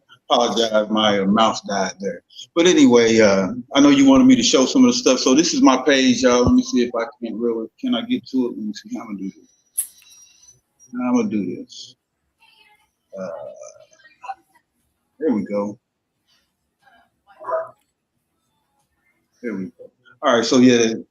So as you can see here, this is some of the live broadcasts that I did. Looks like you can see it was a year ago. What had happened was I had to make a choice with my life when it comes into me trying to reposition myself.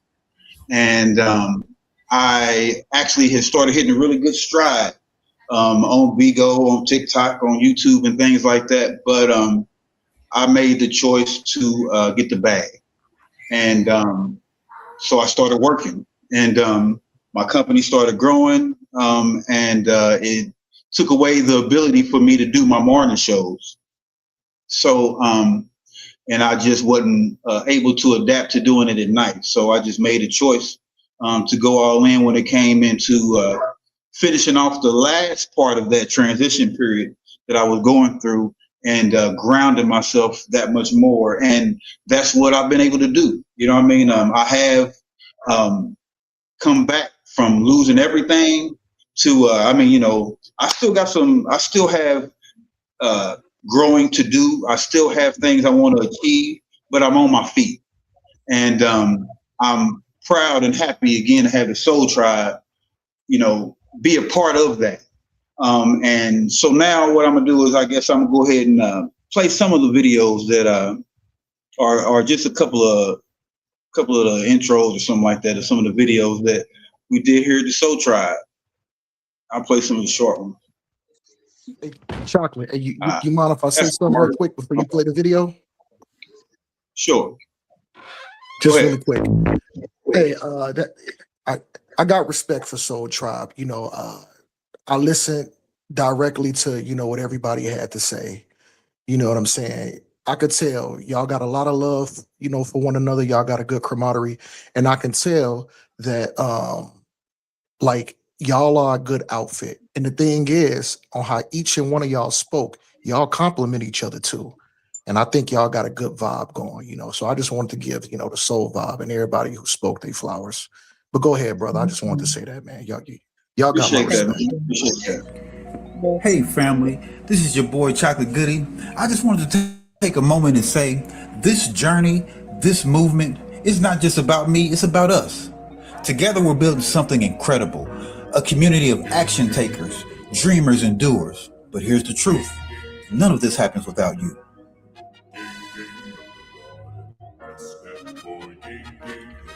Every gift, every follow, every share, it's more than just a gesture, it's fuel for the vision. When you drop a gift, when you tap that follow button, you're not just supporting me, you're helping to spread positivity and empowerment and motivation to even more people.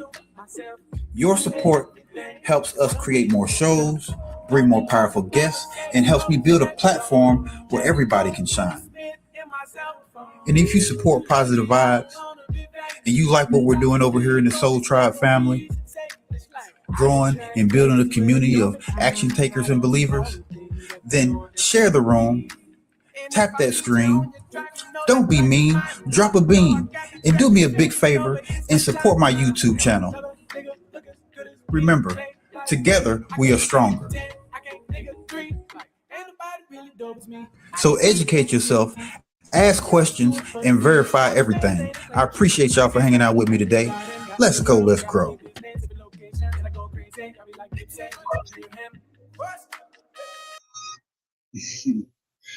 Yeah, I like that video. I almost want to just stop right there because I said a whole lot, not just about me, but about the family also.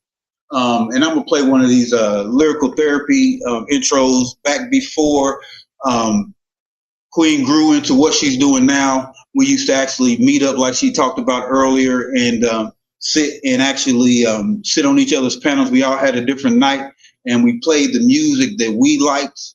And we just had opportunities to really dig into what that music meant. This is one of the intro videos. Let me know what you want to do. If you want to build, I'm Bobby. If not, then kick it in the lobby. I've got a lot to do. I'ma watch what you gonna do. If you want to build, I'm Bobby. If not, then Tucker Deuce. You throwing up the vibe. And I don't got time. It's all about the vibe. That's all that I've got time for. I've got to do. This was my joint. This was my joint. You ain't with the vibe. Don't waste my time. Yeah, fire, bro. Man, listen, man. You can't tell my man Chocolate nothing when he was making out. Man, listen, this man Chocolate right here, man. He was doing his thing back then. You hear me? Sorry about that, y'all. You good, brother Chop. Yeah. I'm not sharing anymore, am I? I don't think. No. You all good. You all good. Yeah. But yeah, man, this man Chocolate right here, man. Whatever we needed as far as, on the technical side, on the graphic side, a lot of us on BIGO, we was always accustomed to making flyers. That's something that we all could do. But when it came to actually putting, commercials together, just putting together presentations, instead of, little snippet of flyers, things of that nature, he made a creative way of when we go live for those down times, ain't nobody saying nothing. We can always just play something from the Soul Tribe, whether it's a commercial, whether it's like I was saying, the blue thing in the background, the blue Soul Tribe logo in the background. He just gave us so many creative ways to just put our logo out there and also bring content along with it, So I appreciate the brother for that, most definitely, man. Gratitude.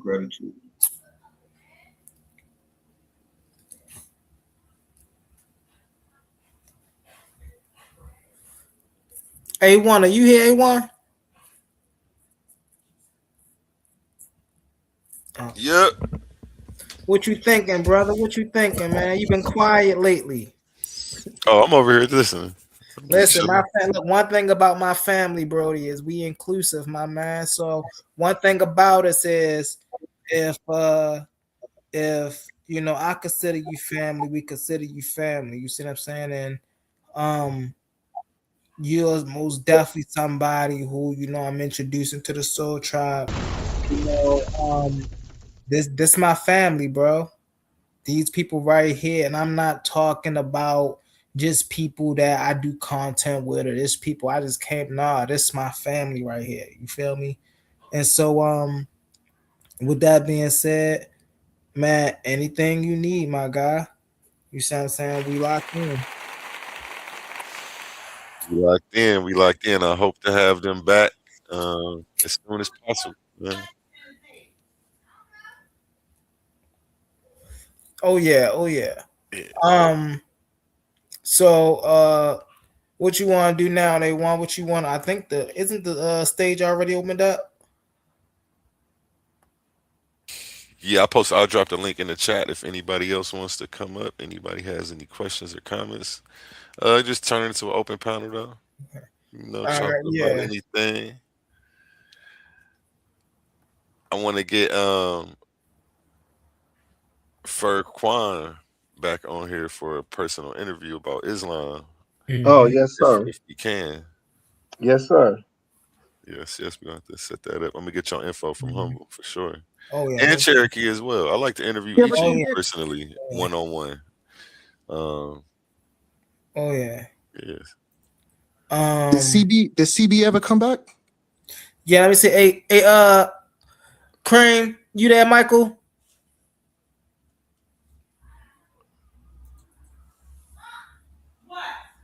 Nope, he never came back. Oh, okay. Because that's the only brother we didn't hear from to get his input. Yeah. You know, because he do I know amazing you things. Yeah, I was about to say I wasn't going to go too deep into everything, but he also do amazing work in the field. Hey, he's really professional in a lot of things, man. And definitely when it comes to this BIGO stuff, man, he was on top of it. Yeah, like how you were saying, Humble. He was one of the brothers that kind of like sorry if I misquote something about he helped you start it up or he started it up or something like that. So shout out to that brother, even though he didn't talk. You know, Yeah. I was still intrigued to get his insight too. You know what I'm saying? Oh But yeah. I'm sure the brother will be back. I'm sure he'll be back though. Yeah, he might be busy right now because he's he's actually he's somebody that has grown since we have been a family, and now he's like teaching several different dance classes and things like that out there in LA. You know what I mean? I don't know if it's his own business and things like that, but I mean, you know, he went through some hard times at a point, you know what I mean? So if he's listening or not, you know, I mean, that's somebody else that I'm extremely proud of. And most with the ability to see him grow. Yeah. Yeah. That's good words for your brother, Chocolate. That's good words for your brother. And just to say, you know, the brother also, as that you see on the panel, him and Mama Queen, they are the ones that passed the torch to me. You see what I'm saying? They are the ones that entrusted me, you know, with the family to keep the legacy going, to keep everything alive. And hey, I'm doing what hey listen, I'm representing it well. Hopefully I'm representing it well.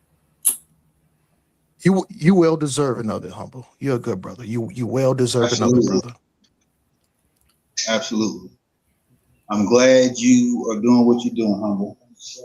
And just seeing, and I'm anxious to see, you know, I mean, where it takes you, because I know that we still going, we still growing.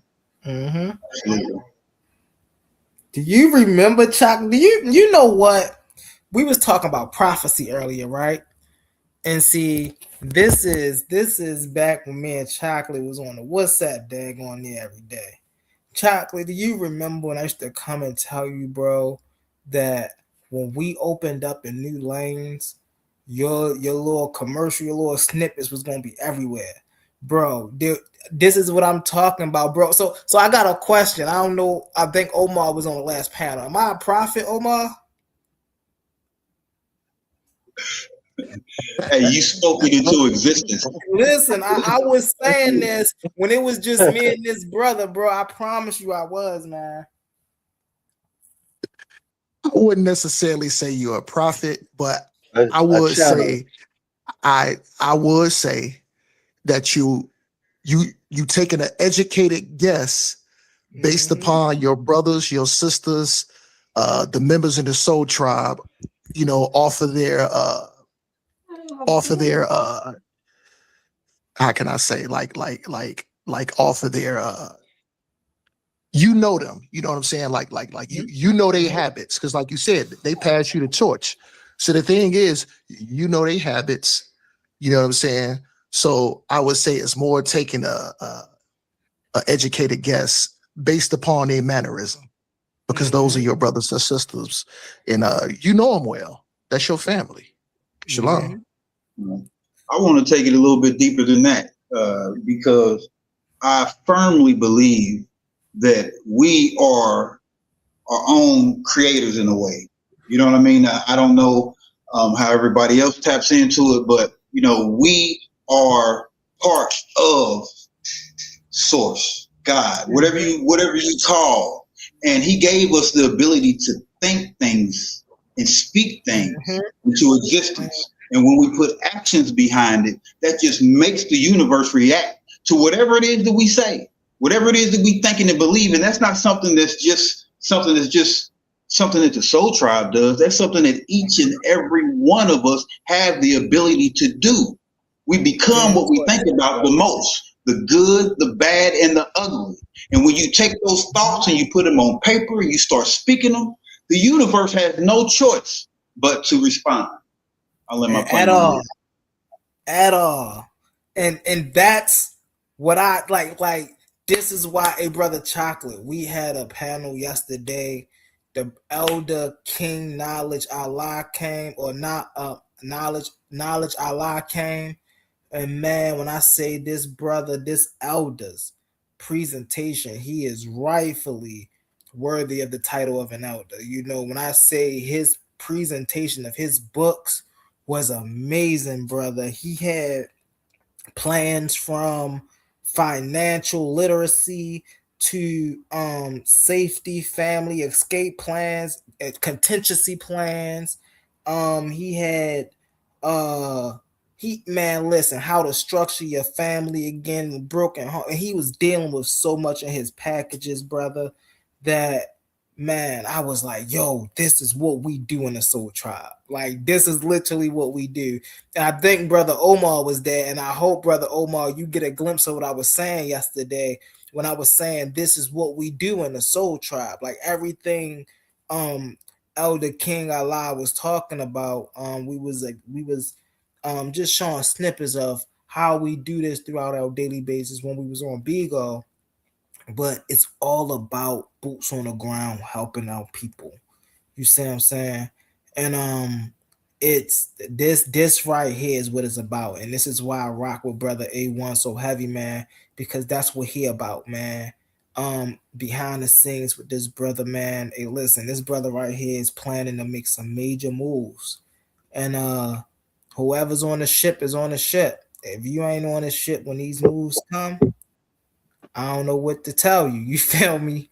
So but that's why I rock with this brother A1. He's a stand-up guy, never switched up. You know what I'm saying? His attitude has always been consistent. He's very understanding, and he's one of those men that really understand how to have a conversation. He don't get into the fluff of things. He really directed to the point. Hey, yo, this is what we doing. All right, bam. All right, let's get it. You see what I'm saying? He's really hands off. He like, listen, if this is what you want to do, go ahead and do this. You see what I'm saying? Now I know myself. I'm a 747. You see what I'm saying? So you tell me go do something, I'm pushing the pedal. I'm going to go do it. You see what I'm saying? So this is a pleasurable brother to work with. You know what I'm saying? And also, I cannot give my brother A1, my elder A1, enough flowers, man, because just the way he led by example. You see what I'm saying? It was just plenty of panels. I just sat back because listen, right now, he like he said, he on duty, he doing what he do. But his panels, bro, when I say his panels are bust you upside the head type of panels. Right? He don't sweet talk you. He don't like that's why man, this brother resonates so well, right? Because I'm the one that leads you to the water. I ain't never say the water was gonna be sweet. You see what I'm saying? So I'm the one You that leads silly. you to the knowledge. You see what I'm saying? And there he goes sitting here. He like, oh well, yeah, you think you ready? All right, walk out. You see what I'm saying? So man, he come direct. He understands that a lot of people, I've heard this throughout the past week, brother A1 on the panels, man. Spiritual war, spiritual war. Nobody understands. And let me reclassify that. Nobody understands spiritual war like this brother as. Nobody relates that message like this brother as. You see what I'm saying? And he tell you all the time, hey, listen, don't listen to me. You go out here and you live this experience, family. And then you come back and tell me what you got. And if you got something different than what I'm saying, hey, listen, all the praise to you. But hey, at least we can have a conversation because you live the experience.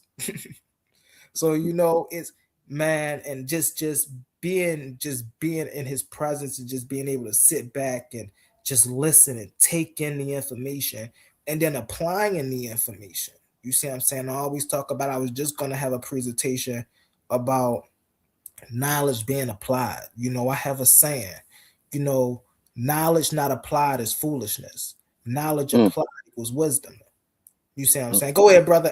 Go ahead, brother. Man, I'm just soaking it up, man.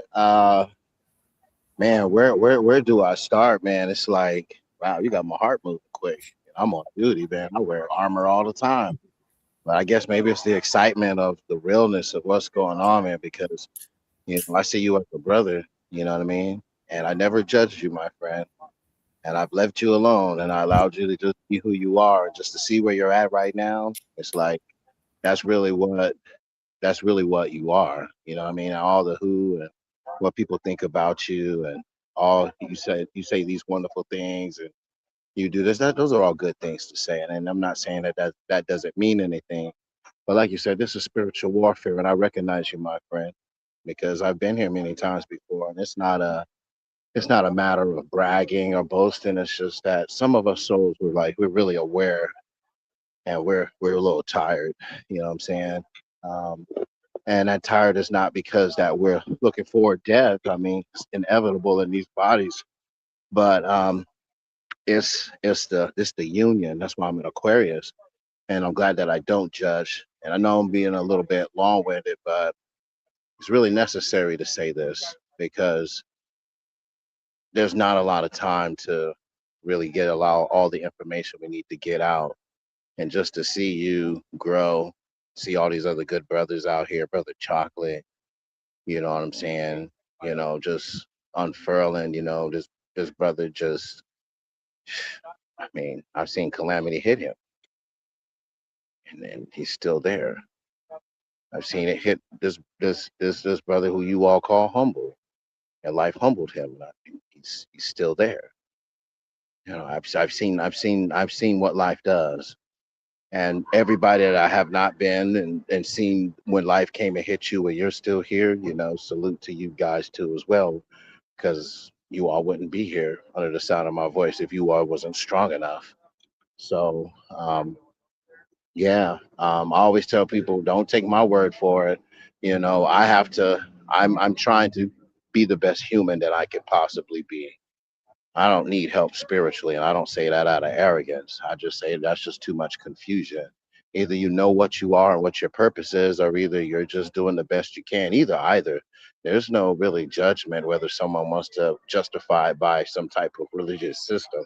As an Aquarius, I don't. My judgment is not blocked by that because if the system is working, then it should work to allow people to be free. So if people can't be free in what they're doing or what they're saying because someone wants to come with another verse, that means there's emit. That means there's adversity. It does not matter how politely you put it when you're dealing with religion, because this is where I don't play, because you're dealing with someone's soul. And so you're having a conversation that we call debates, but these debates, they linger because they open up the soul. And if the soul doesn't do what it needs to do, yes, absolutely.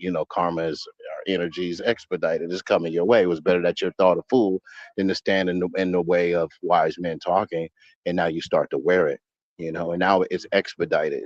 It was coming anyway, but now it's expedited simply because you was in the wrong place to be real.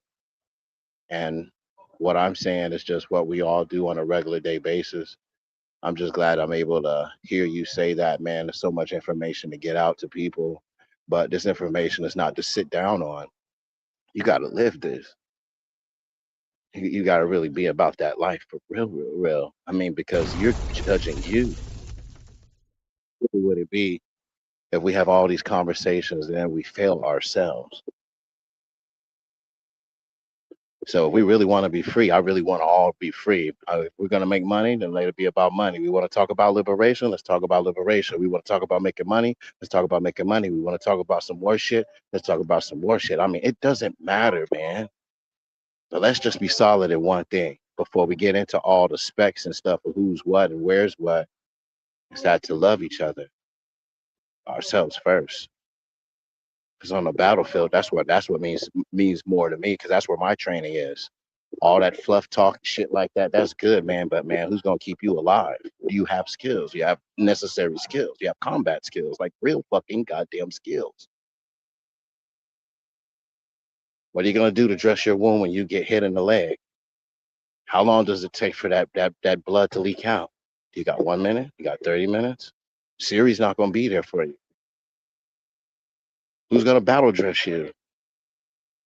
If I get hit, are you trained to get me out of combat? Can you get me out of my plate carrier if I get hit right now? Do you know how to detach that? Because I need to get that shit off of me. That type shit. Nigga, keep me alive.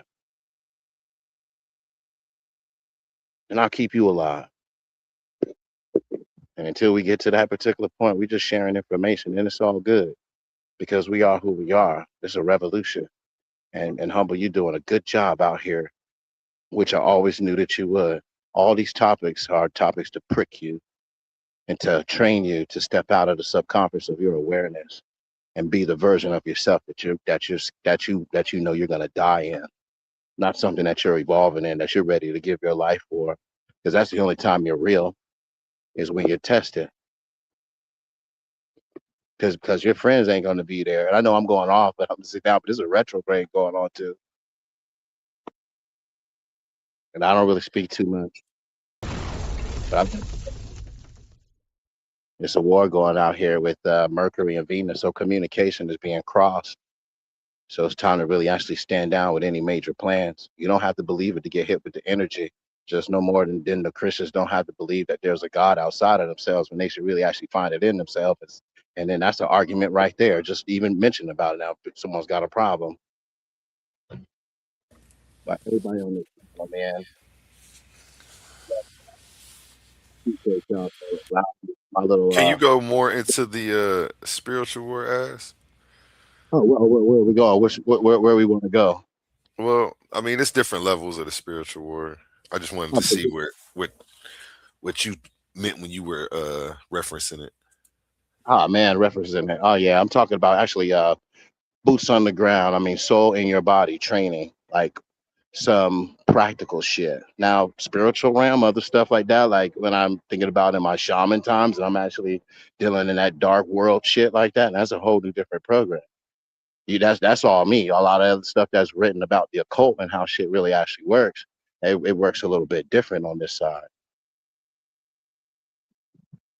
And people have to really you have to be a practitioner, and I'm a practitioner. That's why I really don't talk too much. That's what I was talking about, the spiritual side more. Yeah, Than the boots on the ground.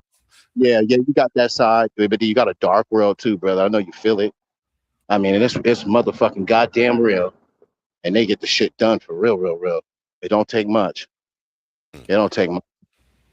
It don't take much. Anybody can get touched. JFK got hit. Everybody can get touched, man. How do you think they doing that shit? Anybody can get touched, man. But that's a whole new different thing right there. You know what I mean? Because we don't play around with that. I don't. Because I respect people. For me to get mad, man, you must have fucked up my Jupiter Leo, because I got a lot of love for you. And my pride ain't that strong to love you, man. So you got me pissed off. And I'm standing back because I'm an Aquarius and I go to war as an Aquarius. So I'm trying to love you in spite of your needs, nigga. But then we can't get past that. Now you want to go to some more shit, man. I'll open up this, I'll divulge this. When it gets really critical and people are not playing, I don't play because these words that we speak are very real. They hit. Bruce Lee kept talking about it over and over again. He says the body doesn't know any different. That energy is coming. It doesn't come in a physical form. It never did. It hit you already the moment you felt it. And if you haven't fully processed that, you got resentment towards me, you don't want to forgive me, nigga, you can't take that bullet out because you already get contaminated with what I gave you. You gotta literally forgive me. That's how the spirit world works. You got resentment, man. You can't send something back because the earthly mother doesn't do dumb shit. She don't play those games. And yes, she is fucking real. And you reap what you sow very quickly, especially when you deal with the ones she loves the most, because see, we don't go out here and do no dumb shit. Some of us have literally divine protection. We don't brag about it. But yeah, when it comes to that dark shit, yeah, you damn straight I'm gonna know that. Because I know from the light side, yeah, that's all good, man. That's all well. We all have that, man. We all have that. I say I just don't play around with that. That's my name is Azrael for a reason. It has a meaning behind it. It's not just there for show. And there's others like me. They're just quiet. We're not hiding. We never have hidden from anybody. We're Aquarius. We don't do shit like that. But we're here.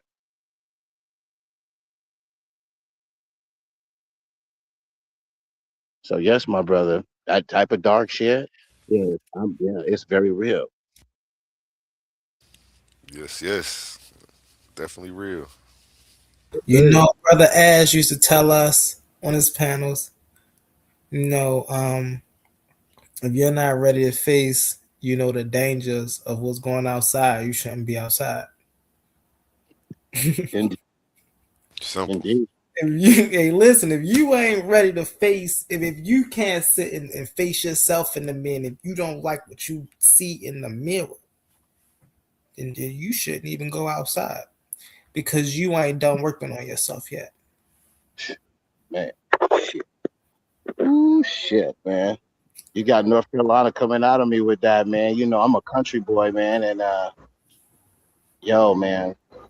As a little boy, I remember, man, that I could bleed, but I knew that other people bleed too. Mm-hmm. See, I got caught in the martial arts, man. I learned a lot of shit, man. Like I said, I'm an old soul, so I'm old soul, but I learned to have fun, man. Because out here, like, let's go around humble. All my brothers up on this panel, man. It's like, man, we can come out now. Oh yeah. Like, we could come out and play now. We don't have to hide now. We're like here right now. It doesn't matter what you are. You have a right to be here right now. This is my whole mission. It has nothing to do with control. It has nothing to do with control at all. And this is why it's going to work. And this is why no one can stop me. If I'm trying to bring you into captivity and I'm trying to set up something and try to throw this Aquarius stuff out here, but then I'm behind controlling some other narrative, it only beguiles me. Mm-hmm. Only beguiles me. Yes, it'll work. I'll get mines, but you know what? But then again, I don't live that way. I don't want to live that way, and I don't live that way. And it doesn't take much to be a gentleman. And see, this is what makes it scary because I'm so fucking real. I mean exactly what the fuck I say, and I follow through with what I do. And this is what magic is about, especially us who have children. I got girls, man. You know what I'm saying? I'm a granddad. I ain't playing out here. So I don't play around. I plan on being here for a little bit, and I got the war to back me out. I got everything in my arsenal, but I'm wise, man, and this is why I keep telling you, humble. Wise people, we can't get upset and angry, man. You can't get upset about shit. You got to control. It don't mean that we're soft. It means that we're smart. We see you, nigga. We see you, man. We see you. We always see you. We see ourselves. We think about how we think, why we're thinking about why we thought, and why that thought still bothers us and doesn't resonate with us. And if it's not, let's exercise our right to let things go. And then see if it comes back again. And if it comes back again, is it a thought that I really had that I really thought was me, or is it really something that is about me and I accept it and I just don't like it, and it still keeps popping up in conversations? See, I think like this. Mm-hmm. Mm-hmm. Well, if I think like this and you're talking to me, you better be ready to have a real conversation. There you Because go. because in conversations it doesn't stick into a box because you want it to. Just like you have to get out, you got to go pay your bills. You don't get your bills don't get paid because you feel like you don't want to go and make some money. Right. Man, I'm gonna mute my mic, man. Shit, I'm gonna sit my ass down, man. And Listen, I'm hey, putting my pause. this is why on any day, man, people say, yo, listen, who you get your discipline from? I bring you this man right here. You see what I'm saying? With that militant mindset, right? When y'all see me in here, right? Y'all see ill doctor talk about that's that humble aggression, right? And I'm getting it in. Like, oh, how you control that like that? This man right here. You see what I'm saying? And hey, it's this is why it goes back to what I was saying earlier. This is why, and it's funny that Omar said what he said earlier too, like, oh, humble. I see why you are the way you are up here. Like you come from an amazing stock of people. But even when brother A1, I had that little mini thing with JJ, right? And it's just we play. That's how we play, bro. And I'm talking intellectually, right? I'm talking intellectual toughness. I'm talking how to stay in control of the moment, right? See, that's more than see a lot of people on here, they come and they debate and they just read things off the screen and they just think, oh, well, I got my better information, so I'm gonna win. They not tapped in like I am. They don't know how to control the moment. They don't know, like, bro, listen. And again, I know these things because of the stock of people I come from, the people I observe, right? Watching brothers like Al as see on here, we got a A1 11-hour cutoff, right? It shuts off after 11 hours, I think. It just won't post to the page if it goes past like Okay. 11 and a half or something like Over that. there on ads, man. Think about, man. See, this is him in short bursts, man. 14 hours going in with information. It ain't just talking either. He pull out sources on you, and I don't mean Google sources. I don't mean AI sources. I mean books and pamphlets and notes. Notes he didn't wrote, big ass notes too. That yeah, and this is how. And listen, these are not even notes that he just come up one day like, yeah, man, I was writing about this yesterday. And no, he'd be like, this is something I was writing when I was 19, and I was like, yo, you was writing this stuff at 19 years old. He's like, yeah, man, like, man, we was going through this and it's interesting. It's coming back now. Like, and these are lecture classes. At first, the first 15 minutes, you see 8 people in the room, 15 people in the room, they all up on the panel. Man, by hour 14, man, you got me, Chocolate, Mama Queen, and we just sitting there, we chilling. And it all, for me, is all relevant in life because then I wake up and I say, okay, what did I get from last night's bill? Keep your head on the swivel. You see what I'm saying? Up, you about to go outside to the store. Are you clean? Like, are you spiritually clean? Do you gotta go in the bathroom? You gotta check yourself out in the mirror. All right, you gotta make sure that you ready. Like, these are the things that I was waking up doing. You see what I'm saying? Because I understood, bro. Stuff ain't sweet out here, bro. And you just because you you doing what you think you doing, you think you safe out here. No, that ain't how life work. Bullets ain't got no name, right? Robbers ain't got no mentality of who they gonna snatch up at any given moment. It's only a slip of a slither of focus. That's all you got. Literally. And that's not even, and see, the reason it's so relevant is because that's not even if you just go outside, right? it's a blimp, bro. The next moment is not promised. And when you really sit and you understand that, and then you gotta self-reflect with that every day. Dang, bro, what I'm gonna do? How I'm gonna get this done? How we gonna work together with this? You see what I'm saying? And then you got brothers like Chocolate.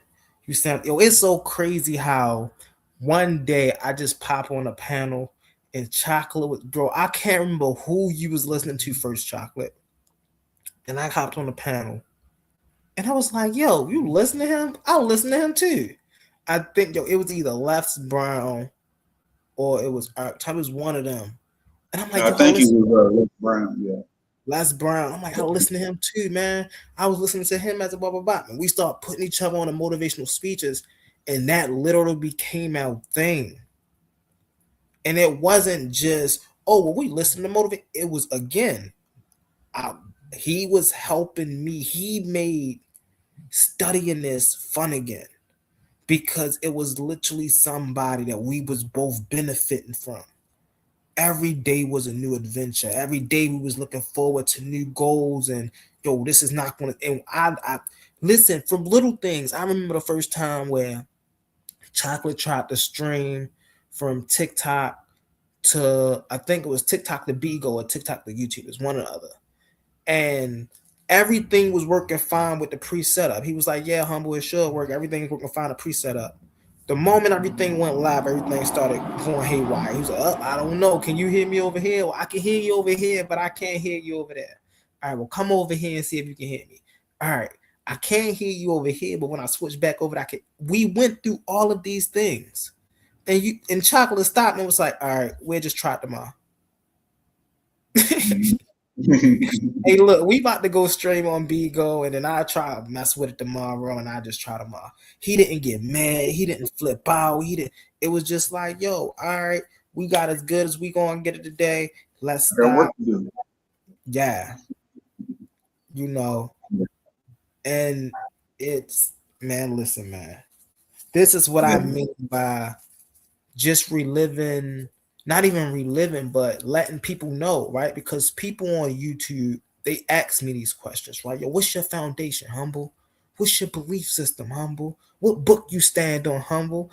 And a lot of times I can't answer them because I'm like, bro, do you know a guy by the name of Chocolate Goody? And if you don't know him, then you will never know my work ethic. You would never know what giving 210% feel like. You will never know what not quitting until everybody say quit feel like, bro. Like, you see what I'm saying? So it's like I don't stand on no books, or I don't stand on one ideology. Nah. I'm a collection of individual of information. And I'm transmuting. Yo, King Allah said something the other day. I was like, yeah, well, you know, he was like, and it's funny because we say this. Hey, brother Chocolate, what I say, knowledge, what I say? I said, wisdom is transmuted knowledge. What I say? I said, knowledge applied equals wisdom, right? The guy said that on a panel last night. But then I was like, yeah, man, because he was like, yeah, but you guess what? He said you got a step before knowledge. You got information. And I was like, He was like, right. He said, because if you don't understand the information, then you can't apply. Like, it's not knowledge until you understand it. And I was like, oh. And that goes back now because I understand, like, just like Brother Omar was saying, I understand my brothers and my sisters, and you know, my mom Queen, and just all their relations. I understand it, and I take everything that they've just implanted and everything they've taught me, and I'm like, yo, this time is gonna be better than last time. You see what I'm saying?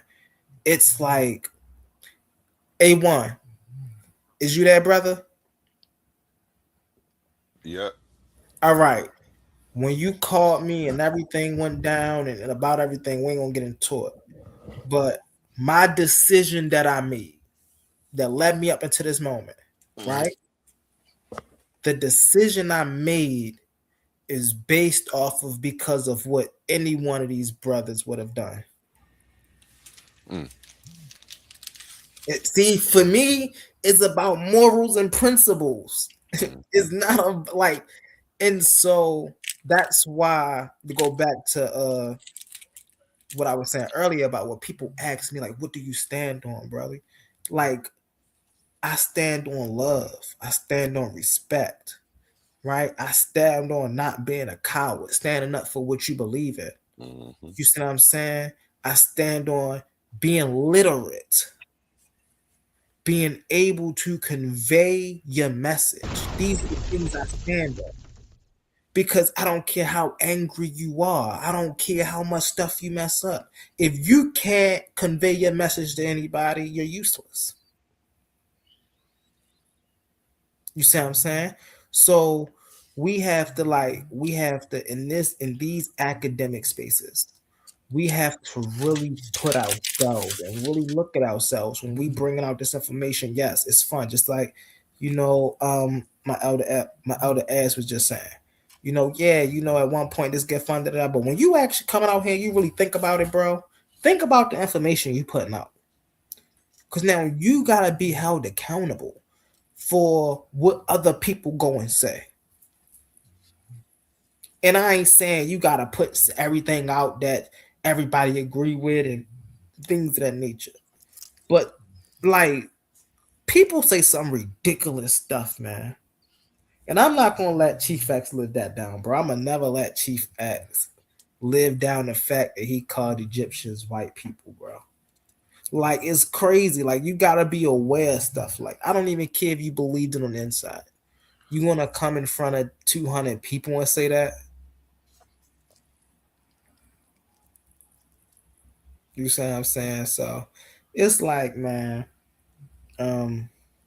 this is what we do, brother. This is what we do, brother A1. Hey, listen, before I say anything else, I want to say this to you, brother A1. I am pleased that you allow me to bring my SoulTribe family to the Titan Debate League and just allow us to have a SoulTribe Hour, bro. This was fun and I really enjoyed it. I really got to kick it with a lot of, the family that haven't been over on BIGO for a while. And this was really fun, Brody. This was really fun. I Oh yeah, we appreciate got to do this every week, bro. He said every week. We got to do this every week.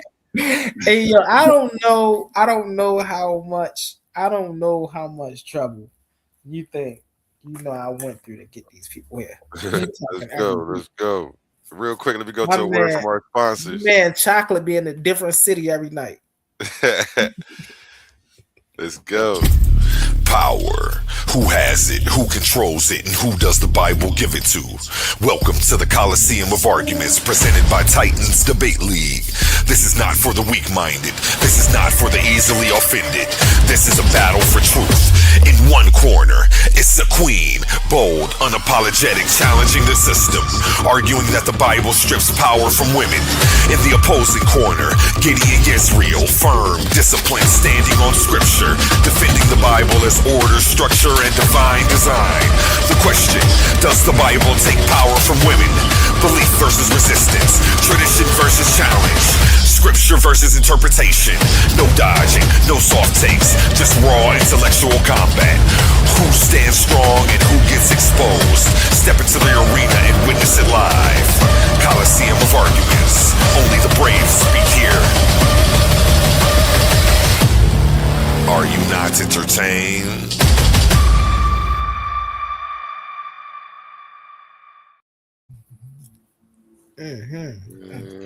Back to you, gentlemen. Most definitely, we here with it. You was gonna say something, brother Chocolate? No, I was just giving a shout out to A1 for allowing you to do what you do and allowing us to come up on here and introduce ourselves and just be the SoulTribe that we are. You know what I mean? I just and I appreciate and I am inspired by what you're doing, A1, because the platform that you're creating that's allowing people to debate over these different whether it be historical topics or what they do. it's all relevant in its own way. You know what I mean? It's all helping each one of those individuals, each one of the people who find it interesting to tap in to help them grow in a certain way, man. So I appreciate what you're doing, man. And brother Chocolate, it's not even debates. You see what I'm saying? Again, we have whole things like this, you know what I'm saying, where we just bring people up and we, let the people see, what you do, who you are, what you bring to the community. We hold interviews, we have game nights. It's just certain things that we're just bringing to the people to keep them entertained and to keep them engaged. And they could be out watching anything, they could be out listening to anything, but the fact that they're here willing to, learn, willing to grow, willing to expand, hey, this was what it's all about. Yes. I see you got the chess pieces in your background. Oh yeah, he played chess too. A1. We gotta come to the chess live. We got the chess live. We do. Yeah, I love it. That's awesome. Yeah, we Chocolate. He nice, Chocolate. I ain't even gonna lie. We Chocolate, talk he politics nice. or we talk whatever, but we'll have a discussion and pass the board around. So yeah, come to our Chocolate nice too though. A1. Chocolate nice too though. I need some competition, man. Hold on. Real fast, A1. My bad. I know I'm getting a little excited, but listen to this, A1. Chocolate. Do you remember when we was playing chess in the metaverse? Yeah. Yo, it was crazy. Crazy. Yeah. You gotta do it again. Oh yeah, most definitely. Yeah, but I like chess. Chess is like it's I used to say that if you understood the Bible, you understood chess, you had a hand up in life. You know what I mean? But I'm a little deeper than that now. But I still look at chess as being one of life's metaphors. When it comes into each game that you play, whether you win or whether you lose, if you have the ability to learn from the mistakes that you made along the way, to be able to tap in and hone in on the things that made you win that game, it just gives you the ability to maneuver in life in a way that a whole lot of people don't get to do. You know what I mean? They say it's a thinking man's game. And it's just, what I've been doing since even before I met the SoulTribe is trying to apply life to each one of those pieces and think strategically and tactically. And when it comes into just that whole chess metaphor, it's so many things. Like I truly believe that I can look at any game and relate life to it. At whatever point of the game when I walked up to it, I can look at that position on the board and bring out so many things that are required for a person to be able to make that next move their best move. And own the fact that if you lost a piece, if you lost that game, it's your fault. You can't blame it on God. You can't blame it on the devil. You know what I mean? And that's just one of those things that I truly believe that religion cripples people on, because it gives them a way out from owning their own choices, from claiming their own victories. You know what I mean? We are gods in our own selves, and we are gods in our own way. You know what I mean? Some people can break it down in all kind of different ways, but the abilities that we have through the Creator, whether it be through our belief systems or whether you might not believe certain things or not, the reality is us being human beings, we are co-creators in this life experience. And our ability to own our shit is detrimental to our growth, to our becoming, because we're not just human beings, we're humans becoming. And I just think that chess is one of those things that for me, when things get tight, when I feel sometimes stuck, or sometimes when I just need to motivate myself to think on a different level, I don't care whether I win or I lose, I need to get a game in with somebody, you know what I'm saying? Because it's going to make my wheels start turning in a different way. You know what I mean? I'm going to think about what the consequences of this decision is going to be. You know what I mean? This could happen, this could happen, and this could happen. Well, now these are all different pieces now. Well, so let's say if I focus on what happens on this, what's that going to bring to me? What's going to be the fallout? You know what I mean? Or how's that going to benefit me or not? So chess to me, I think, is just one of those things that I do wish more people had the mindset to tap into, because a lot of people run from it. Oh, a lot yeah, of people don't want to think like that, and that makes them vulnerable in so many ways. Yeah. I'll let my plan. Yeah. Oh yeah, Dang, most that was definitely, deep right brother. there. That was deep right there. Yeah, I expect to see you at the next chess lodge, then, brother. Listen, man, both of you brothers, I would love to see both of you brothers play, because y'all was nice when I played y'all. I had to come back and I was like, yo, AY, you was such and such. He was like, yeah, man, that's an old opener I used to play back in the day. I was like, back in the, what you mean, back? Yeah, the opening I What you used. mean back in the day? Like what? Oh yeah. Yes, I yes. love it though, bro. I love the challenge. Like, it's this A1 is this that keep me getting up in the morning, bro. You see what I'm saying? That's why I went, like, even when we was behind the scenes, bro, we was talking about the JJ joint. I was like, yo, this is what, not taking it personal, but this is what keeps me going. Like, I love the competitiveness. I love if there's not a challenge to get over, it make everything like, what am I doing this for? You see what I'm saying? Like, man, listen. It's that competitive nature that I got for it, man. And not just for like just intellect in general, not even just about being right or anything of that nature. But when I don't know, it's just like, bro, like, think about how Michael Jordan thought about the game of basketball. Like, that's how I think about debate. Now conversations are different, because we're lax, we're just talking, we're going, but in a sport of debate, it's like it's a different feeling when you get to lock in and you controlling the person by what they're saying, and you're forcing the person to say it. Man, listen, that's a whole different type. Man, listen, it's a different level, man. That's what I'm gonna show Kazad. I'm gonna show Kazad, bro. It's levels to this. He don't know yet. He used to hopping on and I'ma out energy this person. Nah, bro. That ain't gonna work in this debate.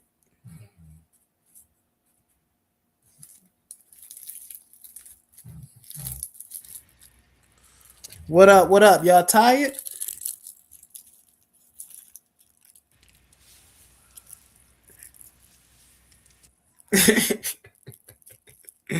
Yeah. Nah, Yeah. brother. Nah, brother. I'm still here. It's Omar. I'm still here. I just didn't want to speak too much because it ain't my time to shine. It's it's Oh, y'all we time to get it, shine. man. We go get the panel up, It's man.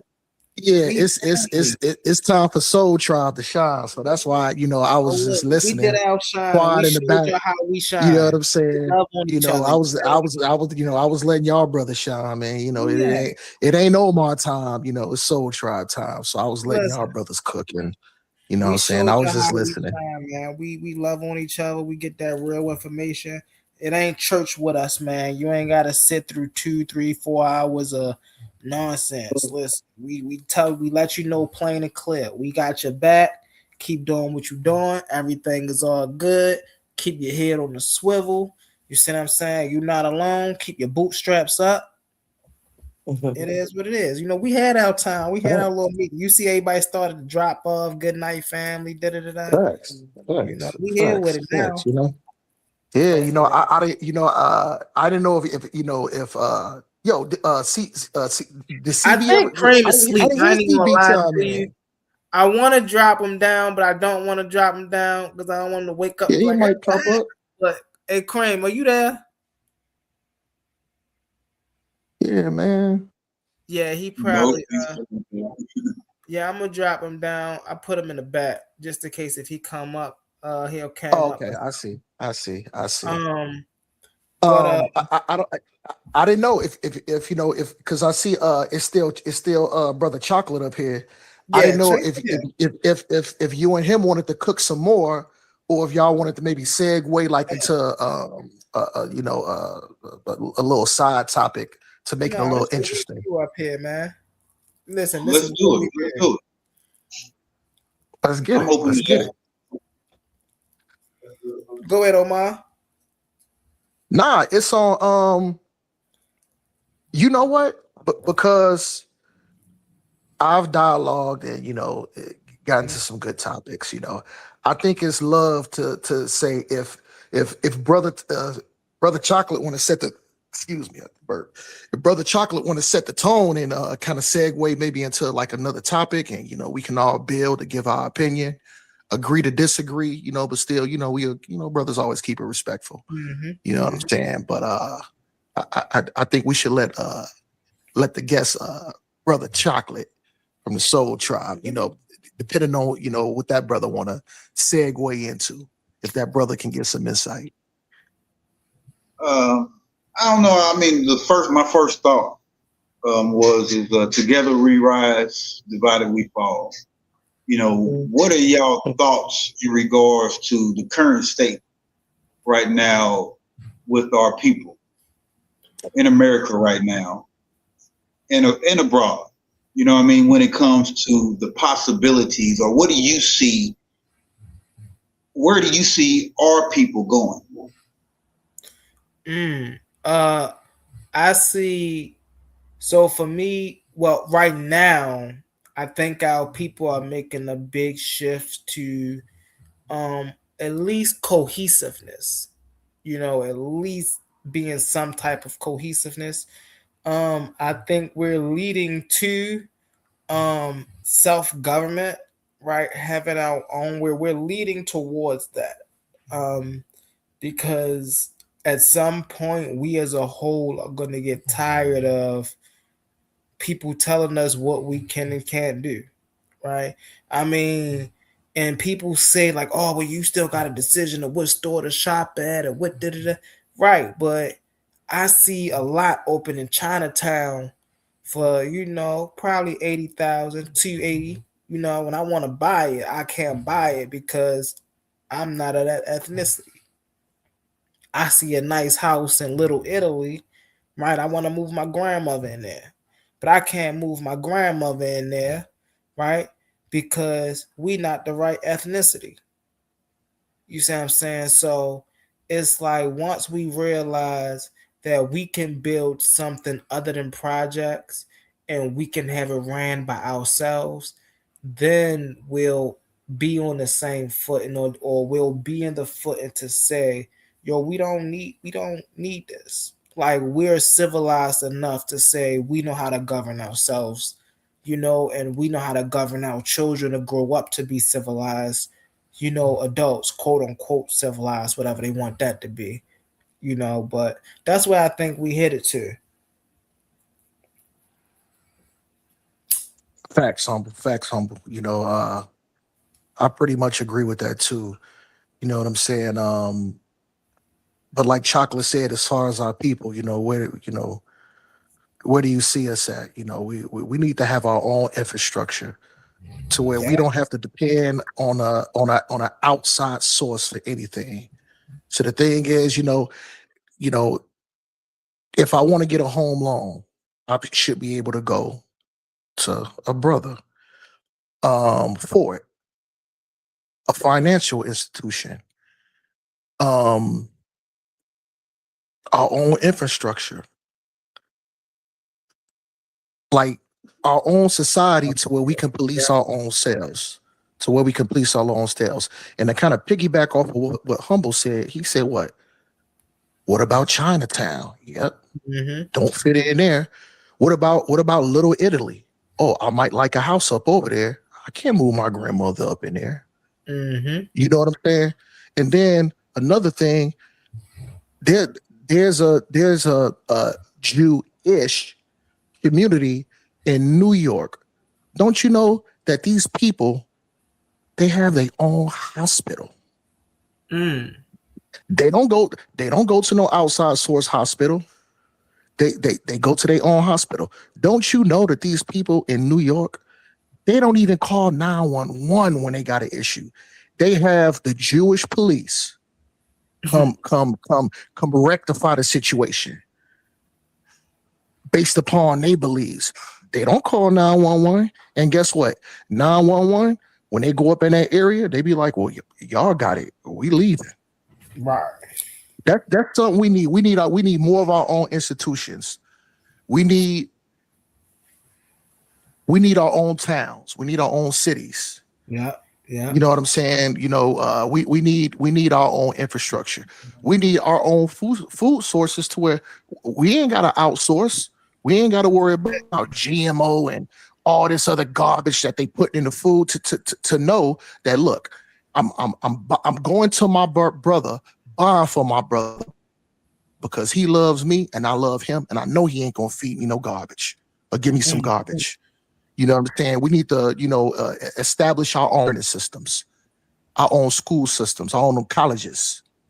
Right. You know what I'm saying? But we need something for us, by us. Mm-hmm. That way we know that I'm dealing with somebody to where he got my best interest and I got his best interest. Yeah. I'll land there. Mm-hmm. I was watching what was that what's his name, the black guy who got the I can't even say, but he had a guest on who has some new a new clothing line, Black Activated or something like that, and they just really had a really good discussion in regards to one of the things that we as a people have against our own people. How we will not pay as much as we'll pay for Gucci or Louis Vuitton, you know what I mean, for our own products, you know what I mean, made by our people. And just by you talking, Brother Omar, it just made me think about the lack of support among our people, because right now, for I don't know, as long as I can think, since I've been tapped in onto this growth and stuff that I've been doing on YouTube, you know, I have found pockets of people where I've learned things like the benefit of having a 700 score and having your family around you or friends around you who we all helped each other, or they were helped to also get that same 700 score, because they understood that if we all sat at the table together with that LLC, that's going to bring that LLC $150,000 for each one of us, that'll allow us to achieve certain goals. And I mean, there's black banks out there now. There's black people building communities that we're talking about right now in places like Atlanta. We're buying land and things like that, you know, and it's very, very important that we understand the power of us. We spend trillions of dollars. We are the market here in this country. Mm-hmm. But if we could come together, we'd be unstoppable. And I think, like Queen said in the chat here, you know, she said, if black people realize that it's this part in history where we win, you know what I mean, where we win, like she said, not fearing the breakdown. I mean, not depending on the social norms and everything that we've succumbed to, because at this point, we're all waking up and understanding that most of it was lies. Right. From, like I was talking about earlier, about the false history that they've taught, you know what I mean, just all the way to right now, them trying to take away the little history that they already changed because it was too strong for our people. Mm-hmm. You know, to understand that we created most of this, that we were here when, before Christopher Columbus got here, we were the Indians. They even stole that away from us. You know what I mean? The fact that we had already built, and they were just so good at colonizing and taking away. By the time they got here in America, they were experts at stealing people's remembrance of their own heritage, of who they were, of what they had established right there on the ground that they were on, and making it theirs. They did that here in this country. And right now, as much as they're trying to roll things back and change things and take away the history and change history and all that type of stuff, we're in the age of information and technology. And if we could just grow and think in some kind of ways together, you know what I mean? You know, finding your people, your tribe within this tribe, I think we could really grow. I think that I mean we're at a point where it's inevitable. Like I said, the 400 years is over. It's time for us as a people to win. I just wonder, are we really going to be part of that? Are we going to be able to pave the way for this next generation to make that happen? It's going to be people like us, right, that set that foundation. No, that's a fact. That's most definitely a fact, and it's Chocolate, great just point, brother. for me, it's like just the point that the elder made last night, right? We have to, in the same point that you two brothers just made, we have to understand that our people items, if we want to go to Walmart, this is how the elder put it.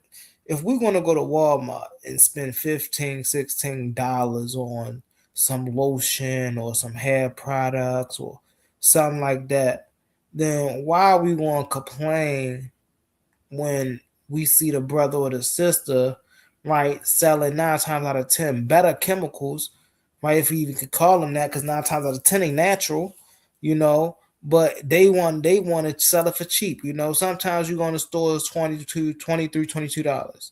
You go to the brother or sister on the street, you know, it's $10, $15. You complain about the $10, $15, but don't complain about the $23. Don't make sense. You see what I'm saying? So it's about also having a conversation on how we do economics, right? He had that conversation last night too. And he talked about the fact that who to market to, right? McDonald's, they market to young families. You know what I'm saying? And he was talking about the impression of the experience that McDonald's give these young families. They got the playhouse, you know what I'm saying? Sometimes they got Ronald McDonald might walk through the Ronald, you know, it's the experience and the family experience that you have to keep people coming back to McDonald's. And it's like, can we have those experiences in our communities? Right? To keep our people wanting to integrate with one another. Can we, you know how they say, oh, well, the north side beefing with the south side, but can we have enough experiences to integrate the north side and the south side so far so they can say, all right, well, what we got going on between us, you know, it don't even matter. What we was doing was stupid. See, that's the thing, and this is what I don't. You know, me and Brother Chocolate have had conversations about this. This is the issue I have with the Charleston White dude. Is the fact that he believed the best way to our people and the best way for our people to get seen is to act in the manner that they want us to act, right? If we act like we acting now, right here, some melanated men with some sense, right? They don't want to push that. But then you give them a down south Negro who ain't got no sense and ready to slap a person, mama, that catch everybody's attention. You see what I'm saying? And then it's like for me, that gets me to question, bro, who was you talking to for you to always a character, man? This is how I act to get people attention. Who told you you had to act like this to get people attention? Right? Why wasn't you working with somebody that was like, hey, we got enough clout that even if you be just like you are, we can get people attention. You see what I'm saying? That just be my thing. Like our melanated men in the community, our black men in the community, they don't need no more Charleston Whites. Right? They need fathers. They need leaders. They need grown men that's going to come in the community and give them a hug and say, bro, I feel your pain. I know what you've been through for the last 15 years of your life. You see what I'm saying? I know what it feel like for you to go hungry by yourself. What I know what these experiences feel like. We need people to stop pointing a finger and start actually understanding circumstances. And it's sad to say that, but that's where it gotta be. You see what I'm saying? Because we right now in a society that we know money don't fix all situations. Because if money fixed all situations, then the people in our community with all the money would have easily just gave us all the money and all our situations be fixed.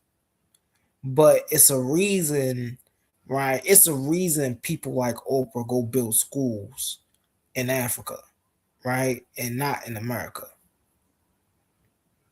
Right. And this is crazy. I remember in these reports, I was in school and I was like, wait a minute. These people are really building schools over in another country or another continent. Yeah, yeah. And then in the report is, oh, our children here are not grateful. We spoiled. We don't even take advantage of the education we got. Oh. So the upper class got the same outlook on our society as the white people. You see what I'm saying? Ha, if I can make it, they can make it. No, it don't work that way. Right? You had to do a lot of stuff to make it the way you at. A lot of us still got our dignity intact. We ain't willing to do that.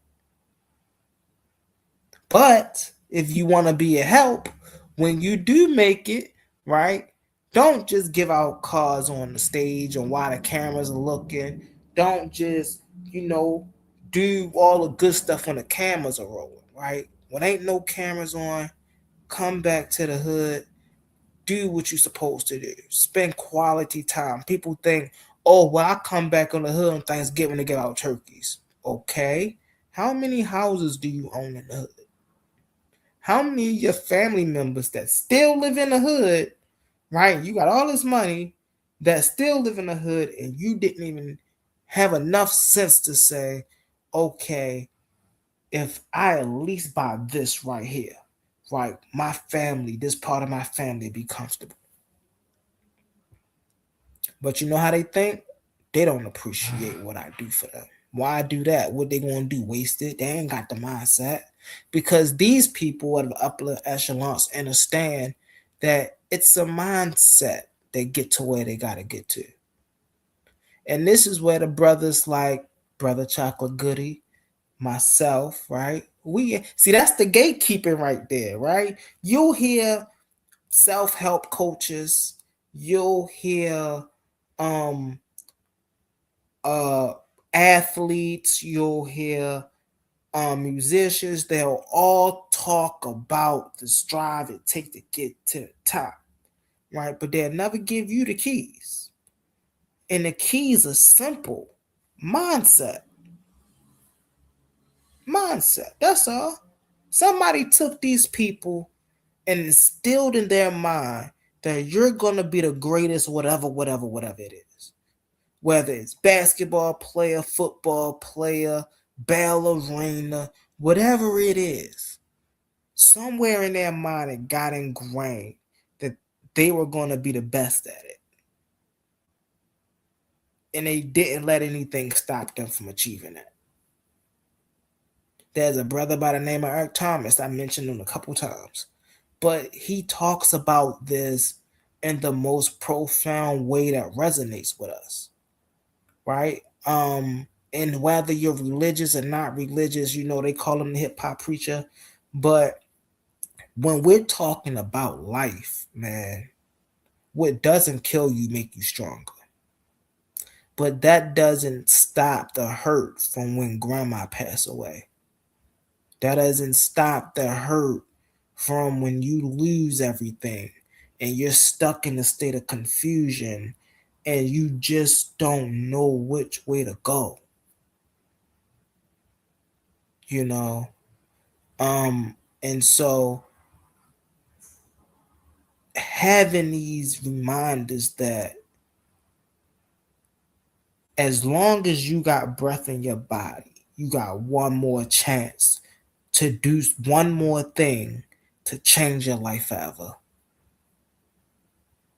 As long as you got one more breath in your body, right? And then, of course, we go down the line, right? What is greatness? Greatness is when you're willing to do things that other people are not willing to do. right? And that's how we got here on BIGO. I mean, that's how we got here on YouTube, right? And I said I'll tell that story. I'll go more detail into that story of how we got here on YouTube. But I was simply willing to do things the people I was sitting around were afraid to do. Right? It's like jumping into the black hole. So let's see what happens. Right? And somebody jumped in the black hole first, and we saw what happened, and we like, that didn't go too well. But it's like, well, hey, y'all got the armor, y'all built for this, y'all go jump in the hole, let's see what happened. And we strapped up, right? That's a good point. That's a good point, Humble. That's a real good point. And to kind of piggyback off of what you said, because like I said, I was muted out earlier. I was listening to all your posse, all what they said. Brother Chocolate said something that was important. He said, I was down on my last, lost my home. I was on my last leg. You know what? A brother like Chocolate, he had two options. He could have crumbled to his situation. What did Brother Chocolate do? You know what? Even though I lost this, I lost that. I'm not going to crumble. What I'm going to do, I'm going to pick myself up. I'm going to build myself back up. I'm going to surround my people with good people like you, Cherokee, the other brothers that was on his panel. Surround himself around good people that don't break you down, but good people that got your back and build you up. And now look what the Brother Chocolate is doing. You know what I'm saying? He seemed like he picked himself up. He doing his thing. That's resilience. That's resilience. You know what? That take a lot of heart.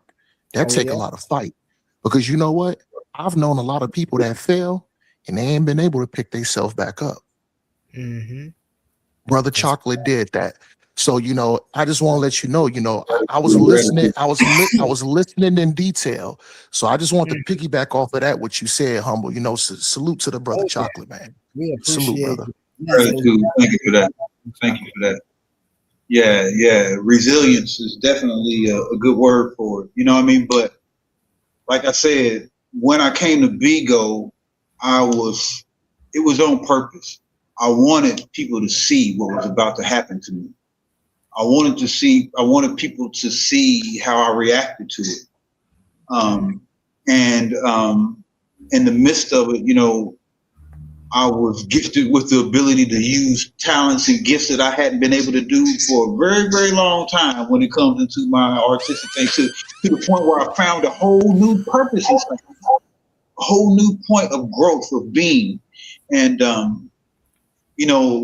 one of the, somebody in the comments who's at Marvay said that, not to hurt ourselves when it comes into helping out our other brothers. And it just made me also think, even before that, that we do have to be aware that in this growth, in this becoming, in these changes and different flows in life, and your successes especially, everybody's not going to go with you. Everybody's not meant to come. Everybody don't want to come. And that was one of the biggest things that I had to deal with at that point and moment in my life, because that time when I lost everything, when that transition period in life came to me, was the first time in my life that I truly lost people for not a whole lot of different reasons, but for several different reasons. But when it came into the fact that some of those people that I had to put in that fuck you bucket, yeah, you know what I mean, had to be in that fuck you bucket for my own good. As much as I was trying to help and give back and help them fix their problems while I was having my own, I had to learn to let them go. And that's, I think, also too kind of plays into a big part of what I'm talking about when it comes into where do I see our people going. When it comes into let's say business, and just how all of us have the same 24 hours in the day to make decisions, to become. And you have a CEO the person who founded and made this business walking in the same door as the janitor. And you have your managers and different people working these different positions within this company that's making this whole business work, right? Working for the same company, and everybody from the top to the bottom, though, is important. They all have their purpose. And I think that that's one of the things that we miss, even when we got to let people go.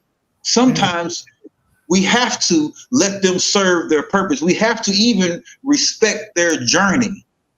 You know, so yeah, that's just one of the things that really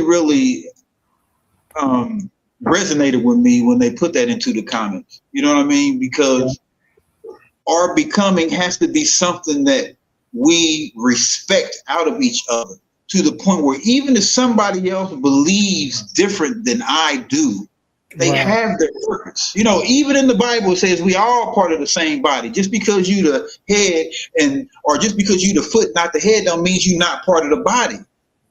Just because you the finger on the hand, you know what I'm saying, or the knee, you know what I mean? Every piece of this serves its own purpose, and we have to trust our Creator and our purpose of our becoming.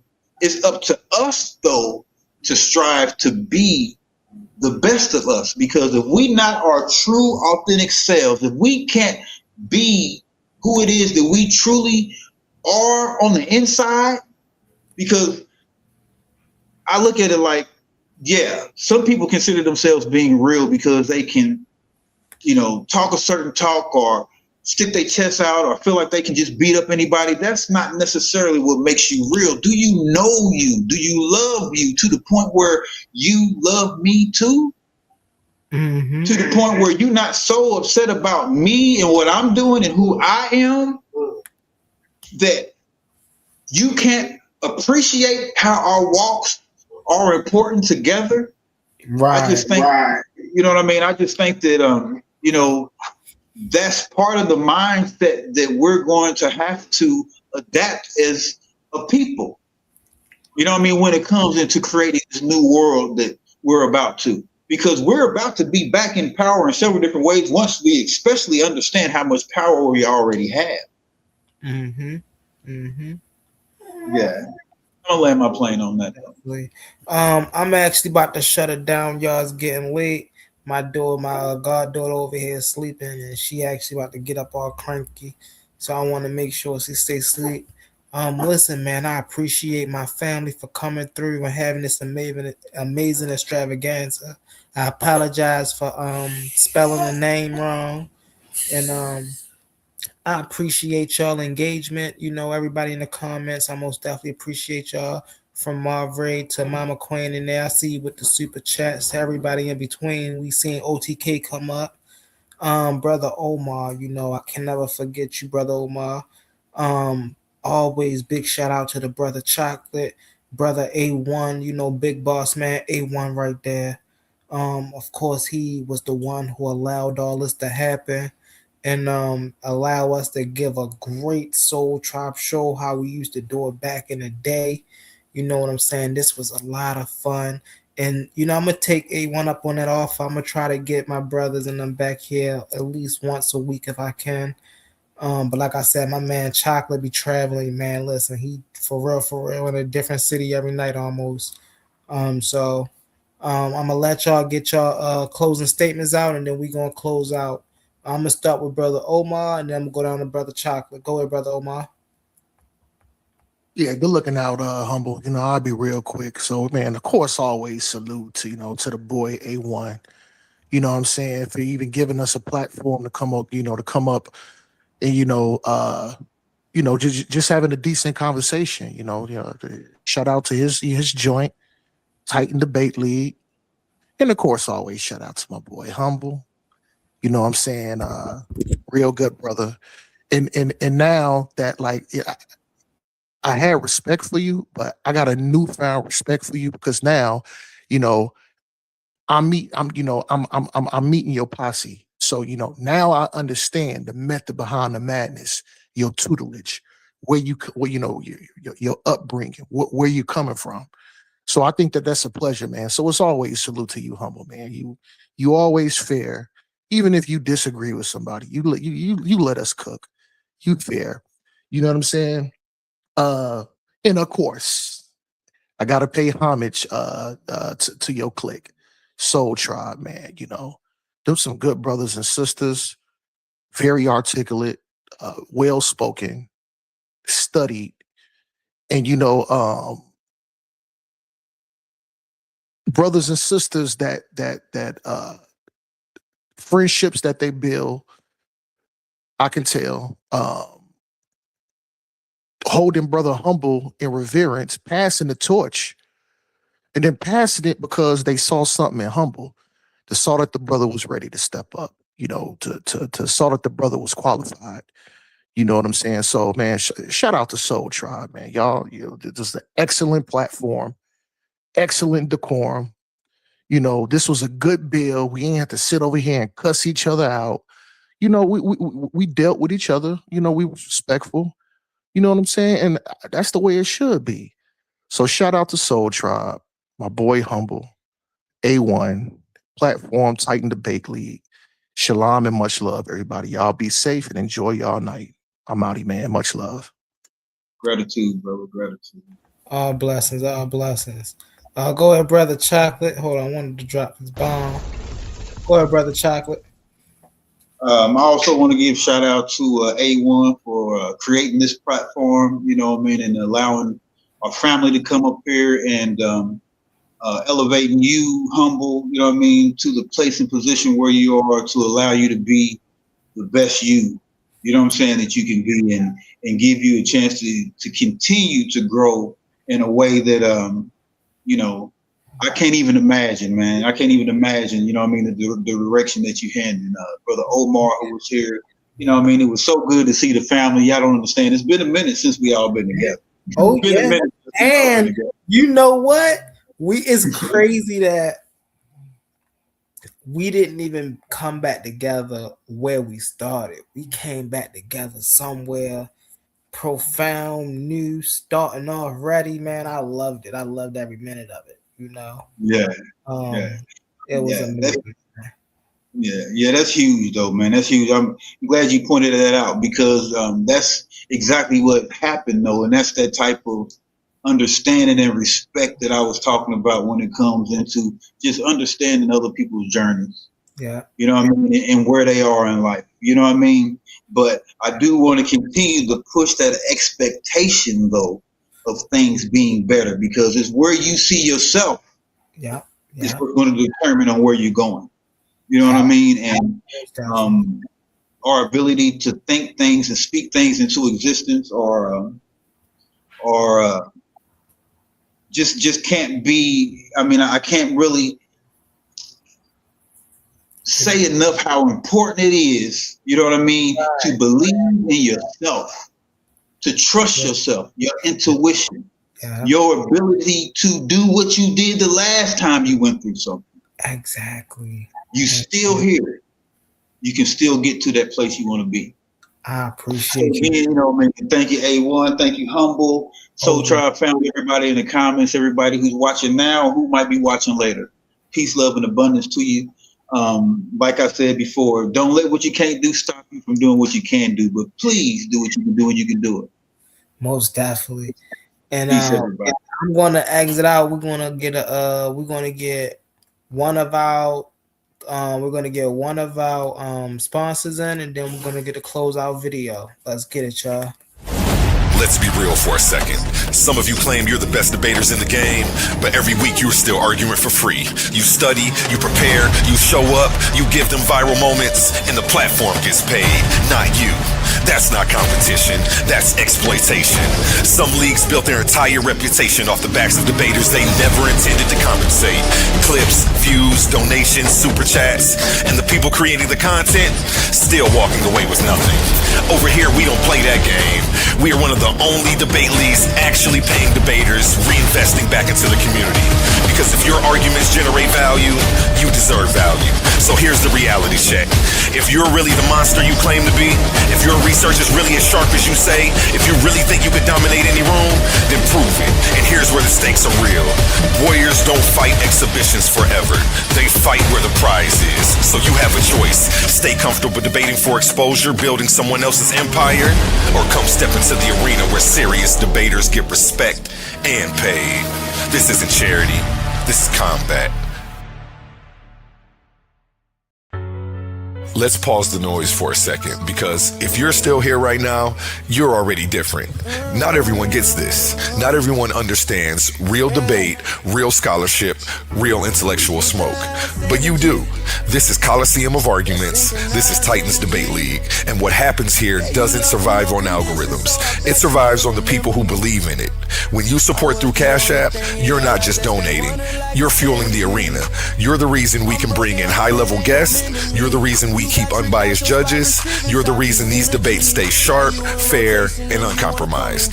This platform is built by thinkers, sustained by supporters, protected by the ones who know value when they see it.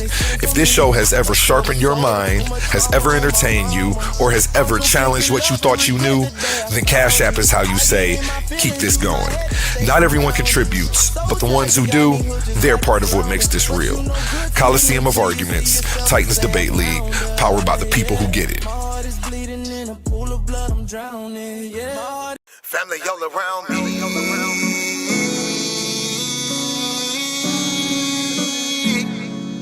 Family all around me. He my family, she my family. He my family, she my family. He my family, she my family. We are family. We might have the same last name, but that don't make you my family. I got some people with the same blood, and I know that they can't stand me. I got some people I call that ain't kin, that's gonna pull up and handle it. They take care of that business like family. We come from them trenches like family. They talking, you listen, that's family. They don't tell your business, that's family. They calling your phone, coming looking for you. They say that you missing, that's family. They don't need permission, that's family. When you hurt, they get feeling, that's family. Let them come while you're cheering, that's family. Let them come when you living, that's family. Family all around me.